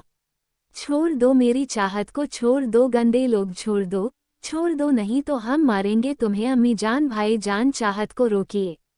यह नज़ारा सचमुच बहुत ही इमोशनल था, जहां कुछ सर्वेंट की आंखों में भी आंसू आ रहे थे, तो वहीं नाज बेगम भी अपने दुपट्टे को मुंह में रख अपनी दर्द भरी सिसकियों को रोकने की कोशिश कर रही थी। उनका दिल किया कि वह अभी और इसी वक्त उसे अपनी आंचल में छुपा ले, लेकिन वह ऐसा कर नहीं सकती थी। तभी दादा जान की सख्त नज़रें नाज बेगम पर गई और उन्होंने लगभग अपने दांत पीसते हुए कहा, नाज बेगम, आप खड़े खड़े हमारा मुंह क्या देख रही है? रेहान को पकड़िए। दादा जान के ऑर्डर को सुन नाज बेगम भारी दिल से रेहान को पकड़कर अपने सीने से लगा लेती है और रोती हुई अपने रूम में चली गई। छोटा रेहान उनकी बाहों में छूटने की कोशिश करता रहा, रोता रहा, लेकिन नाज बेगम भी मजबूर थी। चाहत का भी रो रो कर बुरा हाल था। वह सभी से उम्मीद भरी नजरों से देख गुहार लगा रही थी और वो लोग मासूम बच्ची को ले गए अपने साथ। रेहान थर, हमें नहीं दाना, हमें नहीं दाना। चाहत बार बार पलटकर रेहान को देख रही थी। रेहान पत्थर की मूरत बने उस मासूम बच्ची की दर्द भरी आवाज को सुनता रहा, जो उसे दया की उम्मीद कर रही थी, पर वह पत्थर अपनी जगह से टस से मस नहीं हुआ। रेहान के हाथों की मुट्ठियां कसी हुई थी, बट उसने आंख उठाकर नहीं देखा। कुछ नहीं, पल में चाहत की आवाज उस इलाके से गायब हो चुकी थी। दादा जान भी चेहरे पर एक सेटिस्फैक्शन लिए एक गहरी सांस लिए अपनी जगह पर बैठे थे। जब रेहान एक झटके में अपनी जगह से उठ तेज कदमों के साथ विला से बाहर गाड़ी में बैठकर अपने ऑफिस के लिए निकल गया, उसके चेहरे के एक्सप्रेशन इस वक्त काफी अजीब थे, जिसे कहीं ना कहीं दादा जान भी नोटिस कर लिया था और वो खुद हैरान थे कि इस अनजान बच्ची में ऐसा क्या है कि पूरा घर उसको रोकना चाहता था। लेकिन उन्होंने इस बात पर ज्यादा रिएक्ट किए बिना अपनी छड़ी लेकर रूम में चले जाते हैं। वहीं दूसरी तरफ रेहान ऑफिस में अपनी मीटिंग में बिजी था। आज रेहान की कंटिन्यूसली मीटिंग थी। रेहान ने स्पेशली अपने असिस्टेंट से बोलकर आज ही सारी मीटिंग शेड्यूल कराई थी। वो खुद को बिजी रखना चाहता था, ये बात उसे भी नहीं पता वो ऐसा क्यों कर रहा है। वहीं दूसरी तरफ वो लेडी चाहत को अपनी तिरछी नजरों से देख चेहरे पर मिस्टीरियस स्माइल लाती है। थोड़ी ही देर बाद वह उसे एक अजीब सी जगह ले गई, जो बाहर से तो अनाथ आश्रम जैसा था, बट अंदर से वो जगह कुछ अजीब थी। यह कोई बेसमेंट जैसी जगह लग रही थी। हर तरफ लाइटनिंग और अजीब लोग। आसपास कई सारी रोती हुई लड़कियां, जिनकी उम्र 3 साल से लेकर 15 साल के बीच होगी। वो लड़कियों को अपनी हवस भरी निगाहों से देख रहे थे। मासूम चाहत को भी ये जगह काफी अजीब और डरावनी लग रही थी, इसीलिए वह यहाँ पर इतनी सारी लड़कियों को एक साथ रोते हुए देखकर घबराकर और भी ज्यादा जोर जोर से रोने लगी। और उसे इस तरह रोता हुआ देखा वह औरत दांत पीसते हुए गुस्से से एक एक शब्द चबाकर बोली, अल्पविराम ... उद्धरण चिन्ह। ए लड़की, रोना बंद कर, नहीं तो अभी 2 चांटे लगाऊंगी, सारा रोना भूल जाएगी। औरत के धमकी देने पर चाहत घबराकर अंदर ही अंदर सुबकने लगी और उसने चाहत को एक रूम में बंद कर दिया। उद्धरण चिन्ह। रेहान सल, कहाँ हो आप? मुझे यहाँ से ले जाओ। और वो जोर जोर से रोने लगी। अचानक ही रेहान घबराकर आंखें खोलता है। उद्धरण चिन्ह। Little rabbit. रेहान थोड़ी देर पहले ही मीटिंग से फ्री होकर अपने केबिन में चेयर पर सिर टिकाकर आंखें बंद करके लेटा था, तभी उसे एहसास हुआ कि चाहत खतरे में है। बट कुछ पल बाद उसने अपने इस एहसास को इग्नोर किया और केबिन से बाहर निकलकर कार में बैठकर निकल गया। वहीं दूसरी तरफ खानविला। नाज बेगम आज फुल डे अपने रूम में रही। उन्होंने आज चाहत के जाने के बाद से कुछ खाया तक नहीं। पप्पू भैया 2 बार गेट नोक करके गए, बट नाज बेगम ने उन्हें डिस्टर्ब करने से मना दिया। उन्होंने बड़ी मुश्किल से विहान को समझा बूझाकर स्कूल भेज दिया था, ताकि वहां जाकर उसका ध्यान भटक सके, क्योंकि वह फिलहाल उसके सवालों के जवाब देने की कंडीशन में नहीं थी। घर में अजीब सा सूनापन छाया हुआ था। चाहत के जाने के बाद उसकी शरारतें, उसके हंसने की आवाजें, कुछ ही दिनों में चाहत ने इस घर में खुशियों के रंग भर दिए थे। सभी सर्वेंट भी काफी दुखी लग रहे थे, क्योंकि नन्ही चाहत उन लोगों से काफी घुल मिल गई थी। दिन भर अपनी तोतली जुबान में वह उन लोगों को परेशान किया करती थी, तरह तरह के अजीबोगरीब सवाल करती थी, लेकिन आज उन्हें तंग करने के लिए भी कोई नहीं था। और तभी थोड़ी ही देर में ध्यान भी स्कूल से आ चुका था, और आते ही उसने सबसे पहले अपनी अम्मी जान के कमरे का दरवाजा नॉक किया। अम्मी जान, ओपन द डोर। हम आ गए अम्मी जान। नाज बेगम विहान की आवाज सुनकर डोर खोलती है। दरवाजा खुलते ही विहान की नज़र अपनी अम्मी जान पर गई तो वह थोड़ा परेशान होते हुए अपना स्कूल बैग रखते हुए बोला, अम्मी जान क्या हुआ है आपको? आपकी तबीयत ठीक है? आपकी आइज रेड क्यों है? और चाहत कहाँ है? आपने कहा था वह डॉक्टर के पास जा रही है, अब तक तो आ गई होगी।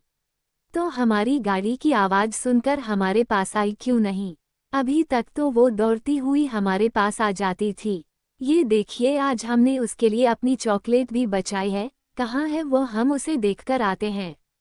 कहकर विहान अपने पेंट की पॉकेट से चॉकलेट निकालकर कमरे से बाहर दौड़ने को हुआ, जब नाज बेगम अपनी आंखों में आए हुए आंसुओं को जबरदस्ती छुपाने की कोशिश करते हुए बोली, ... उद्धरण चिन्ह। विहान बेटा, 1 मिनट पहले आप फ्रेश हो जाओ, उसके बाद ... उद्धरण चिन्ह। नहीं अम्मी जान, पहले हम चॉकलेट देकर आते हैं, वरना वह पिघल जाएगी। इतना कहकर वह वहां से भाग गया। और अब वह चाहत को आवाज लगाते हुए उसके कमरे में, कॉरिडोर में, गार्डन में और लगभग विला में पूरी जगह ढूंढ चुका था। वह जिस किसी सर्वेंट से भी उसके बारे में पूछता, सर्वेंट के पास कोई जवाब नहीं था। सभी मायूस चेहरा लेकर उसे बहलाने की कोशिश करते हैं। और अब विहान को अपने दिल में कुछ घबराहट भरे एहसास महसूस हुई। न जाने क्यों उसे अब कुछ अनहोनी होने का डर सताने लगा। वह नन्हा 6 साल का बच्चा वापस दौड़कर जल्दी से अपनी अम्मी जान के पास आया और लगभग जिद कर चिल्लाते हुए बोला, ... उद्धरण चिन्ह। अम्मी जान, चाहत कहाँ है? वह अभी तक आई क्यों नहीं? आपने कहा था वह जल्दी आ जाएगी, तो फिर कहाँ है वह?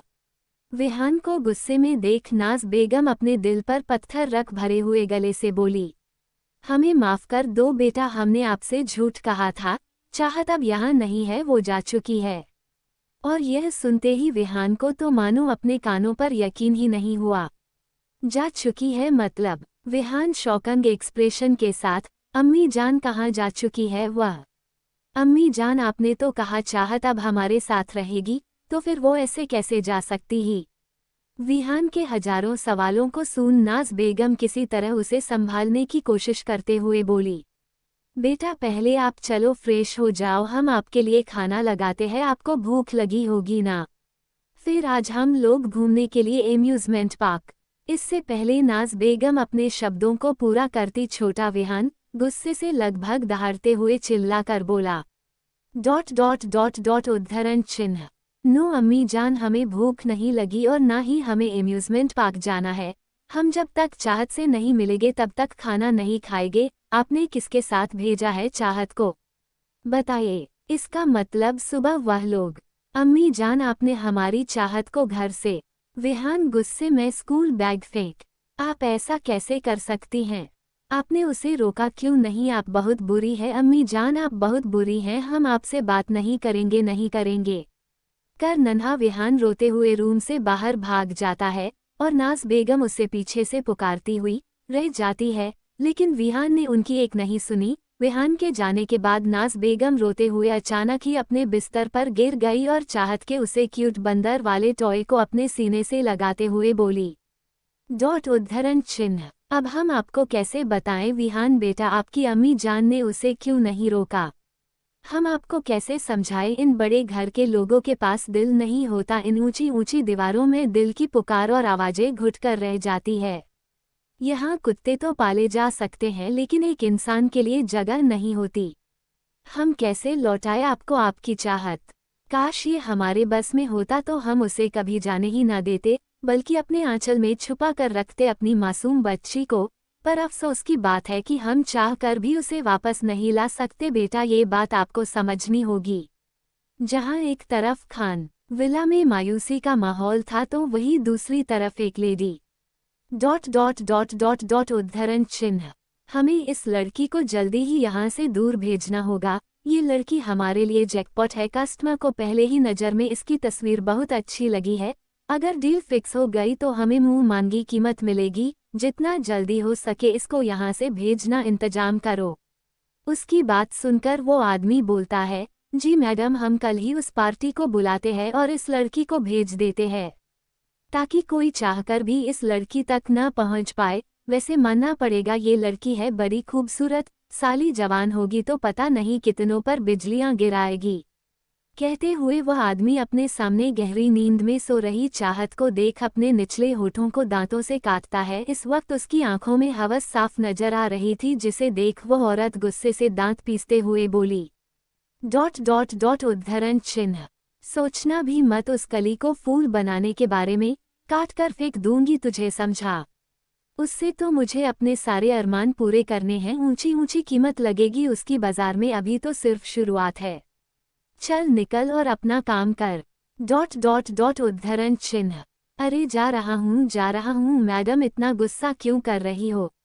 अरे मेरी नीयत उस पर इतनी भी खराब नहीं है। मैं जानता हूँ ये सोने की अंडा देने वाली मुर्गी है, और अगर इसे मैंने खा लिया तो बड़े बड़े होटलों में इसका लजीज डिश कैसे बनेगी? आखिर हमें भी तो मोटी कमाई की जरूरत है, जो सिर्फ बड़ी पार्टी ही दे सकती है। आप चिंता ना करो, मैं इसके जाने का इंतजाम करता हूँ। इतना कहकर वह आदमी वहां से चला गया और उसके जाने के बाद वह औरत अपनी तिरछी नज़र से जमीन पर अपने आप में ही सिकुड़कर सो रही चाहत पर गई, जिसे देख उसके चेहरे पर एक तिरछी मुस्कान थी। बस आज की रात कल मुझे मालामाल होने से कोई नहीं रोक सकता, कहकर वह तेज कदमों के साथ वहां से चली गई। वहीं दूसरी तरफ रेहान खान विला आ चुका था और अपने रूम में बैठा हुआ कॉफी पीते हुए फाइल चेक कर रहा था। अचानक ही उसे अपने दिल में कुछ अजीब सा एहसास हुआ, जिसे महसूस करते ही वो कुछ पल के लिए अपनी ही जगह पर जम गया और अब उसने एक झटके में अपना मोबाइल निकाल किसी को कॉल किया। उद्धरण चिन्ह। अली बाबा चाहत की क्या अपडेट है, वो ठीक है वहाँ या नहीं? और यह सुनते ही अली बाबा ने अपनी नज़र दीवार पर लगी हुई घड़ी की तरफ घुमाई, जिसमें रात के लगभग 2:30 बजे बज रहे थे। उन्होंने एक गहरी सांस लेते हुए कहा। उद्धरण चिन्ह। जी रेहान, सिर्फ वो अनाथ आश्रम में ही है और ठीक है, उसकी एज की और भी बच्चियां हैं वहाँ। उद्धरण चिन्ह। ओके, बट वहाँ आप नज़र रखे और छोटी से छोटी चीज़ छूटनी नहीं चाहिए। Got it. उद्धरण चिन्ह। जी सर, कहकर अली बाबा ने कॉल डिस्कनेक्ट कर दिया। तो वही रेहान को भी अभी भी एक बेचैनी का एहसास हो रहा था। उसके दिल में घबराहट हो रही थी, लेकिन उसे इसका रीजन पता नहीं था। वो खुद को कूल डाउन करने के लिए तेज कदमों के साथ कमरे से बाहर निकल गया और गार्डन में टहलने लगा। देखते ही देखते सुबह हो चुकी थी। दादा जान हाल में बैठे अपना टीवी पर न्यूज़ देखते हुए अपनी काफ़ी एंजॉय कर रहे थे कि तभी टीवी पर एक न्यूज़ टेलीकास्ट हुई, जिसे सुन उनकी आंखें हैरानी से बड़ी हो गई। उद्धरण चिन्ह। Breaking news. अभी अभी हमारे सूत्रों से खबर मिली है कि शहर में एक गिरोह एक्टिव हुआ है जो अनाथ आश्रम के नाम पर बच्चों का सौदा कर उन्हें विदेशों में बेच रहा है। सूत्रों से खबर मिली है पुलिस ने एक जगह से 40-50 बच्चियों को बरामद किया है, जिनकी उम्र 1 साल से लेकर 15 साल के बीच बताई जा रही है। फिलहाल हमारे संवाददाता इस बारे में पुलिस वालों से बात करने के लिए कोशिश में लगे हुए हैं, लेकिन पुलिस का इस बारे में फिलहाल खुलकर कुछ कहना नहीं है। उद्धरण चिन्ह। आगे इस बारे में जानने के लिए बने रहिए हमारे साथ। और इस न्यूज़ के टेलीकास्ट होते ही दादा जान के हाथों से कॉफ़ी का कप छूट गया। उन्होंने एक झटके में टीवी के रिमोट से टीवी ऑफ किया और परेशान होते हुए अपने आप से कहा, या खुदा, ये किस तरह की खबर है। दोस्तों, अगर आपको मेरी यह कहानी पसंद आ रही है तो आपसे रिक्वेस्ट है, आप लोग भर भर कर कमेंट कीजिए और मुझे 5 स्टार रेटिंग देकर मेरा हौसला बढ़ाइए। 5 चाहत का रेस्क्यू, एक नई मुसीबत। Hello friends, welcome to my YouTube channel सैमपॉक्स story. Like, share, comment and subscribe to my YouTube channel. उद्धरण चिन्ह। Breaking news. अभी अभी हमारे सूत्रों से खबर मिली है कि शहर में एक गिरोह एक्टिव हुआ है जो अनाथ आश्रम के नाम पर बच्चों का सौदा कर उन्हें विदेशों में बेच रहा है। सूत्रों से खबर मिली है, पुलिस ने एक जगह से 40-50 बच्चियों को बरामद किया है, जिनकी उम्र 1 साल से लेकर 15 साल के बीच बताई जा रही है। फिलहाल हमारे संवाददाता इस बारे में पुलिस वालों से बात करने के लिए कोशिश में लगे हुए हैं, लेकिन पुलिस का इस बारे में फिलहाल खुलकर कुछ कहना नहीं है। उद्धरण चिन्ह। आगे इस बारे में जानने के लिए बने रहिए हमारे साथ। और इस न्यूज़ के टेलीकास्ट होते ही दादा जान के हाथों से कॉफ़ी का कप छूट गया। उन्होंने एक झटके में टीवी के रिमोट से टीवी ऑफ किया और परेशान होते हुए अपने आप से कहा, या खुदा, ये किस तरह की खबर है। क्या हो गया है आजकल लोगों को। और अचानक दादा जान को चाहत का ख्याल आया। उन्होंने परेशान होते हुए खुद से कहा, उद्धरण चिन्ह, कहीं वह बच्ची चाहत भी तो किसी खतरे में तो नहीं। नहीं, ऐसा नहीं हो सकता। रेहान ने उसे भेजा है तो सही जगह ही भेजा होगा। हम खामखा चिंता कर रहे हैं, कहकर दादा जान खुद को तसल्ली दे रहे थे, लेकिन वह इस बात से अनजान थे कि हाल के एंट्रांस पर खड़े रेहान ने उनकी यह बात सुन ली थी। और अब गुस्से में उसकी हाथों की नसें उभर आई, नीली आंखें गुस्से से लाल और चेहरे के एक्सप्रेशन डार्क हो चुके थे। वह बिना एक भी पल जाया किए तेजी से वहां से निकल गया। और अब कुछ ही देर बाद एक डार्क रूम जहां का एटमॉस्फेयर देखकर किसी भी इंसान की रूह कांप जाए। वो कल अंधेरा कैमरा जिसके बीचों बीच एक रेड कलर की मरमरी सी लाइट जल रही थी। चारों तरफ खूंखार जानवरों के स्टैच्यू लगे हुए थे। कमरे में कोल्ड टेम्परेचर और पिन ड्रॉप साइलेंस। उस कमरे के बीचों बीच एक लड़का जिसके चेहरे पर डार्क एक्सप्रेशन थे। सामने रखी एक टेबल पर एक के ऊपर दूसरा पैर रखें, एक हाथ में गन तो दूसरे में मिडिल फिंगर में पहनी एक डायमंड की रिंग जिसे वह उंगली में पहने हुए तेजी से गोल गोल घुमा रहा था। और उसकी हर एक मुंह के साथ वह और भी ज्यादा खतरनाक लग रहा था कि तभी कमरे की पिन ड्रॉप साइलेंस को चीरते हुए उसकी गरजती हुई आवाज कमरे में गूंज उठी। हम्मम तो रोशनी, अनाथ आश्रम की इन्फो किसने निकाली थी। उस लड़के की खतरनाक आवाज सुन सामने खड़े 3 हेटे कट्टे आदमी डरते हुए, सर, हमारी इन्फॉर्मेशन बिल्कुल ठीक है, उस अनाथ आश्रम में कोई गड़बड़ नहीं। और इससे पहले वह कुछ कहता तभी एक गोली उसके सर चीरती हुई निकल जाती है और वो आदमी नीचे खून में लथपथ पड़ा हुआ था।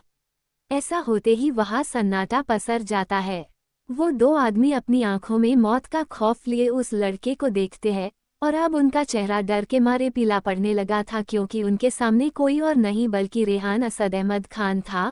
उसका चेहरा काफी सख्त था और वो बस उस आदमी को अपनी डार्क नीली आंखों से घूर रहा था। उसके चेहरे के खतरनाक एक्सप्रेशन देखते ही उन दोनों आदमियों के मुंह पर पसीने की कुछ बूंदें आ गई थी कि तभी रेहान एक बार फिर अपनी गरजती हुई आवाज में बोला, यह एक वार्निंग है तुम लोगों के लिए, ताकि आगे से तुम लोग कोई भी गलती करने से पहले अपना हश्न याद रखो। रेहान असद अहमद खान को गलती और गलती करने वाले दोनों से नफरत है। Clean that bloody mess. उद्धरण चिन्ह। अगर तुम लोग भी अपना ये हश्न होता हुआ नहीं देखना चाहते तो 15 मिनट है तुम लोगों के पास लिटिल रैबिट का पता लगाओ, वरना इससे भी दर्दनाक मौत के लिए तैयार रहना। I will give you 15-minute go and get each and every information regarding this, otherwise you will better know what I did to you. Now back to your work. उद्धरण चिन्ह। यस सर, हम जल्दी ही information collect करते हैं, कहकर वो दोनों लोग तेजी से बाहर की तरफ भागे। दूसरी तरफ अनाथ आश्रम में वह लेडी कॉल पर परेशान होते हुए बोली, उद्धरण चिन्ह। देखो वहाँ मामला थोड़ा बिगड़ गया है, पुलिस सब आश्रमों में छापे मार रही है। जो लड़कियों का कंजाइनमेंट कर जाना था वो आज अभी और इसी वक्त निकलेगा। निकालने की तैयारी करो, हमें ये देश छोड़कर जाना होगा। पानी का शिप रेडी करो, हम समुद्र के रास्ते जाएंगे। इतना कहकर वो औरत घबराते हुए कॉल डिस्कनेक्ट कर देती है। तो वहीं दूसरी तरफ खानविला नाज बेगम रूम में विहान को सुला रही थी। अचानक उन्हें घबराहट होने लगती है। या खुदा, आज हमारा दिल इतना क्यों घबरा रहा है। या खुदा, हमारी चाहत ठीक हो, उसकी हिफाजत करना। कहते हुए जहां एक तरफ वह चाहत के लिए ऊपर वाले से दुआ कर रही थी तो वहीं दूसरी तरह अली बाबा के साथ गाड़ियों का एक काफिला अनाथ आश्रम पहुंच चुका था। वहां पहुंचते ही वो लोग चारों तरफ से आश्रम को घेर लेते हैं और आश्रम में जाते हैं तो वो औरत जिसका नाम आशा ताई था, इतने सारे लोगों को देख अचानक थोड़ा हैरान और परेशान होते हुए उद्धरण चिन्ह। कौन हो आप लोग, ऐसे कैसे अंदर आ रहे हो। तभी अली बाबा कोल्ड वॉइस में बोले, चाहत कहाँ है, जल्दी बताओ। और चाहत का जिक्र सुनते ही वो औरत अपनी दिल की घबराहट को संभालते हुए बोली, साहब वो चाहत और बाकी बच्चियों को दूसरे अनाथ आश्रम शिफ्ट किया गया है, वो सेफ है। अगर आप उनसे मिलना चाहते हैं तो आप कल आ जाएगा। तभी एक रौबदार आवाज वहां गूंजती है, उद्धरण चिन्ह। तुमने हमें समझ क्या रखा है।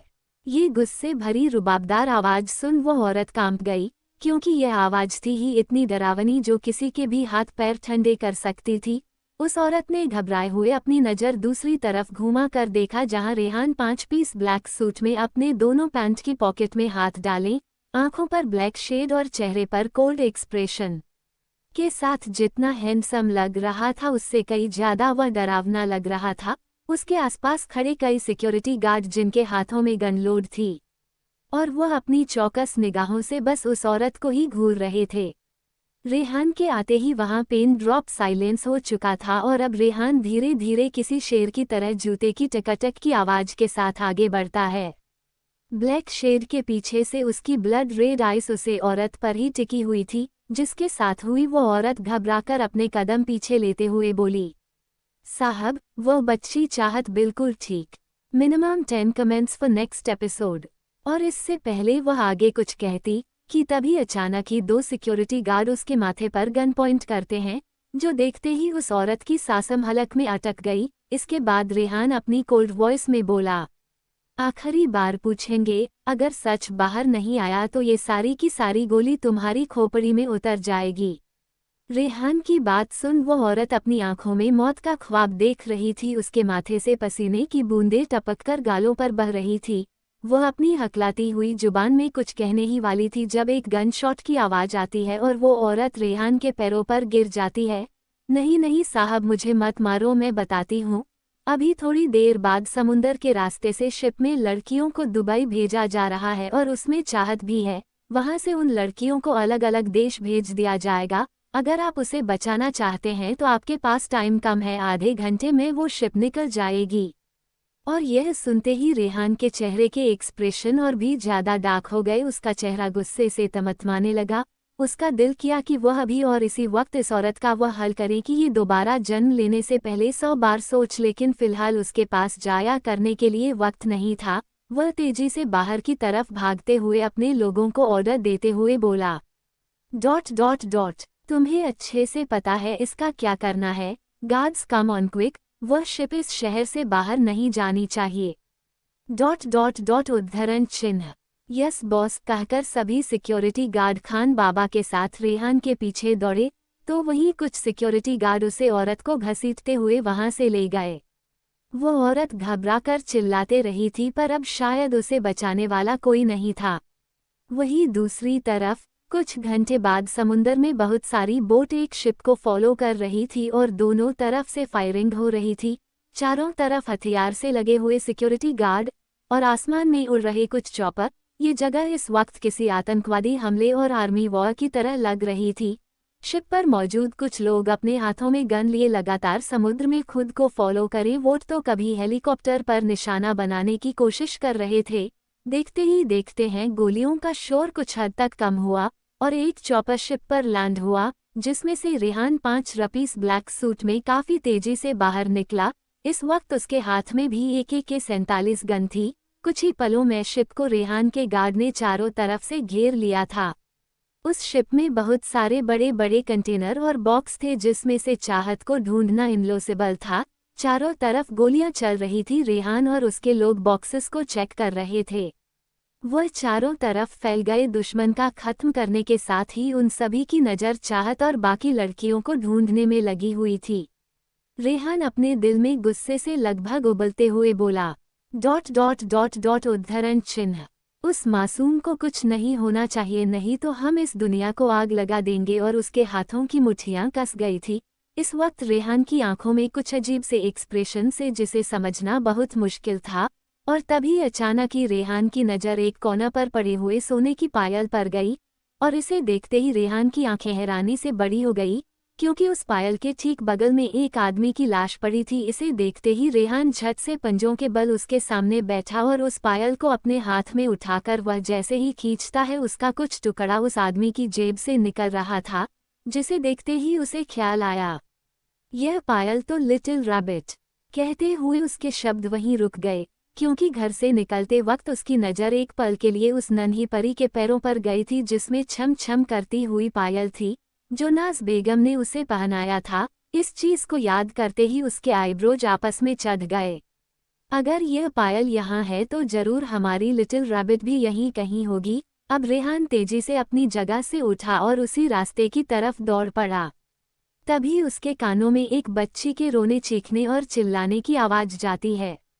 ये तो लिटिल रैबिट की आवाज है। इतना कहकर वह आवाज की दिशा में दौड़ गया। उसने देखा सामने एक बड़ा सा गोदाम नजर आ रहा था, जहां एक औरत चाहत को जबरदस्ती अपने साथ खींचती हुई ले जा रही थी और चाहत खुद को छुड़ाने की कोशिश करते हुए लगातार रो रही थी, लेकिन उसे औरत के चेहरे पर दया तो दूर इंसानियत का नाम और निशान नहीं था। तभी रेहान की नज़र उन दोनों की तरफ जाती है, जिसे देखते ही उसकी आंखों में खून उतर आया और वह पीछे से दहाड़ते हुए बोला, रुक जाओ, अगर इससे आगे कदम बढ़ाया तो अपने अंजाम की जिम्मेदार तुम खुद होगी। और रेहान की गुस्से भरी आवाज सुन वह औरत अपने कदम और भी तेजी से बढ़ाते हुए अपने आदमियों को ऑर्डर देती है, देख क्या रहे हो, खत्म कर दो उसे। और यह ऑर्डर सुनते ही वह लोग इससे पहले रेहान पर हमला करते, रेहान एक के बाद एक उन सभी को गोलियों से भून देता है और तेजी से दौड़ते हुए चाहत के पीछे निकला। इससे पहले वो औरत चाहत को लेकर कहीं निकल पाती, एक गन शॉट की आवाज से वो रुक जाती है और पलटकर देखती है रेहान वहां गन लेकर खड़ा था, जिसे देख उसे औरत की आंखों में खौफ उतर आया। लेकिन इसके बावजूद पैसों का लालच उसे इतनी हिम्मत देता है कि वह रेहान को वार्निंग देते हुए बोली, उद्धरण चिन्ह। चले जाओ यहाँ से, इस लड़की को तो मैं अपने साथ हर हाल में लेकर जाऊंगी। उसे औरत की बात को सुन छोटी सी चाहत अपने सामने रेहान को उम्मीद भरी नज़र से देख रोते बिलखते बोली, लेहाल थल हमें बताइए, थोलो हमें। और मासूम चाहत को रोते हुए देख रेहान गुस्से में, उद्धरण चिन्ह, तुम इसे यहाँ से तब ले जाओगी ना जब खुद यहाँ से जा पाओगी। तुम्हारी बेहतरी इसी में है कि बच्ची को हमारे हवाले कर दो, वरना शैतान की कसम इतनी बुरी मौत देंगे तुम्हें कि तुम्हारी रूह कांप जाएगी। और यह सुन वो औरत एक झटके में छोटी सी चाहत को अपनी गोद में उठा लेती है और लगभग हंसते हुए बोली, उद्धरण चिन्ह, हा, रोमोना नाम है मेरा और मैं मरने से नहीं डरती, अगर गलती से भी मेरे पास आने की कोशिश की तो। इतना कहकर उसने मासूम चाहत के सर पर गन रख दी और ये देखते ही रेहान के चेहरा गुस्से से तमतमाने लगा। खबरदार, सोचना भी मत वरना छोड़ दो बच्ची को। रेहान ने तुरंत उसे अपनी गन पॉइंट पर ले लिया, लेकिन वह चाहकर भी फिलहाल उस पर शूट नहीं कर सकता था, क्योंकि मासूम चाहत की जान पर बनी हुई थी। अब वो औरत स्माइल करते हुए बोली, अगर आज मेरी मौत आई है तो बचेगी तो ये भी नहीं। क्या हुआ, रुक क्यों गए, मारो मुझे, याद रखना गोली उधर से चलेगी तो एक गोली इस लड़की को भी लगेगी। रेहान कोल्ड वॉइस में बोला। देखो लास्ट वार्निंग दे रहे हैं तुम्हें, लड़की को छोड़ दो और क्या चाहिए बोलो, उसे जाने दो और यहाँ से निकल जाओ। वादा करते हैं तुम्हें कुछ नहीं करेंगे, लेकिन अगर उसे एक खरोच भी आई तो उद्धरण चिन्ह। कैसे यकीन कर लूँ तुम्हारा कि तुम लोग मुझे यहाँ से जाने दोगे?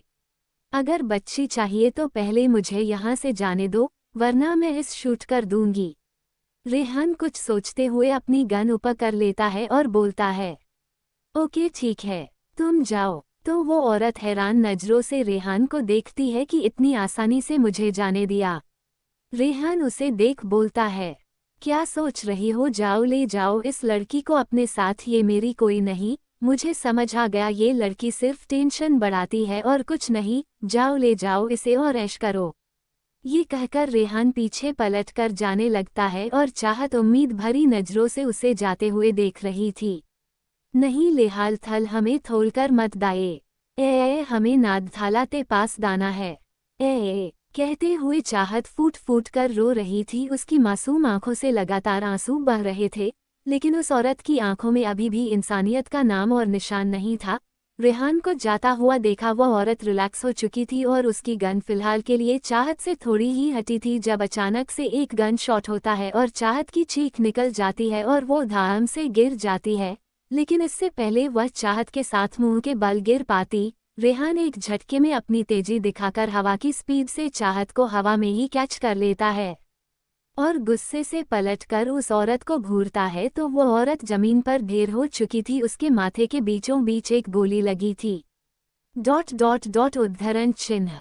खुशकिस्मत थी जो बच्ची यहाँ थी, वरना वह रूप दिखाता तुझे अपना कि तेरे फरिश्ते भी तुझे पहचानने से इनकार कर देते हैं। I told you, if you ever mess me, then ready to meet your death, हा हा हा। इतना कहकर रेहान चाहत को लेकर वहां से निकल गया, लेकिन कोई था जो उन दोनों को खून की निगाह से देख रहा था। रेहान चाहत को गोद में लेकर गोडाउन से बाहर आता है। उस जगह को रेहान के लोगों ने अपने कंट्रोल में ले लिया था और दुश्मन लगभग खत्म हो चुके थे कि तभी रेहान को अपने कंधे पर कुछ भारीपन सा महसूस हुआ। उसने अपनी कोल्ड नज़र घुमाकर देखा तो चाहत उसकी बाहों में बेहोश हो गई थी। ये देख उसकी भौहें चढ़ गई और वह खुले आसमान के नीचे चाहत को जल्दी से लेटा कर, पानी दो जल्दी। रेहान के ऑर्डर को सुनते ही एक सिक्योरिटी गार्ड जल्दी से उसे वाटर बोतल देता है। उसने चाहत के मुंह पर पानी के छींटे मारे। चाहत को होश आने लगा था और वो रेहान को देखकर उसके गले लगकर फूट फूट कर रोने लगी। चाहत उस लेडी को नहीं देख पाई थी, वो गन शॉट की आवाज से ही बेहोश हो गई थी। रेहान चाहत को अपने सामने खड़ा कर उसे कंसोल कर रहा था। हिया चुप हो जाओ लिटिल रबिट, कुछ नहीं हुआ है, तुम ठीक हो, चलो अब हम घर चलते हैं। और वो दोनों जैसे ही आगे कदम बढ़ाते हैं, एक गन शॉट की जोरदार आवाज उसे इलाके में गूंज उठी और अगले ही पल नहीं दोस्तों, अगर आपको मेरी यह कहानी पसंद आ रही है तो आपसे रिक्वेस्ट है आप लोग भर भर कर कमेंट कीजिए और मुझे 5 स्टार रेटिंग देकर मेरा हौसला बढ़ाएं। इसके अलावा अगर आप लोग मेरी और भी कहानी पढ़ना चाहते हैं तो आप मेरी लाइब्रेरी से उन्हें भी मौका दे सकते हैं। मुझे पूरी उम्मीद है आपको कहानियाँ बहुत पसंद आएगी। Hello friends, welcome to my YouTube channel Sampok Story. Like, share, comment and subscribe to my YouTube channel.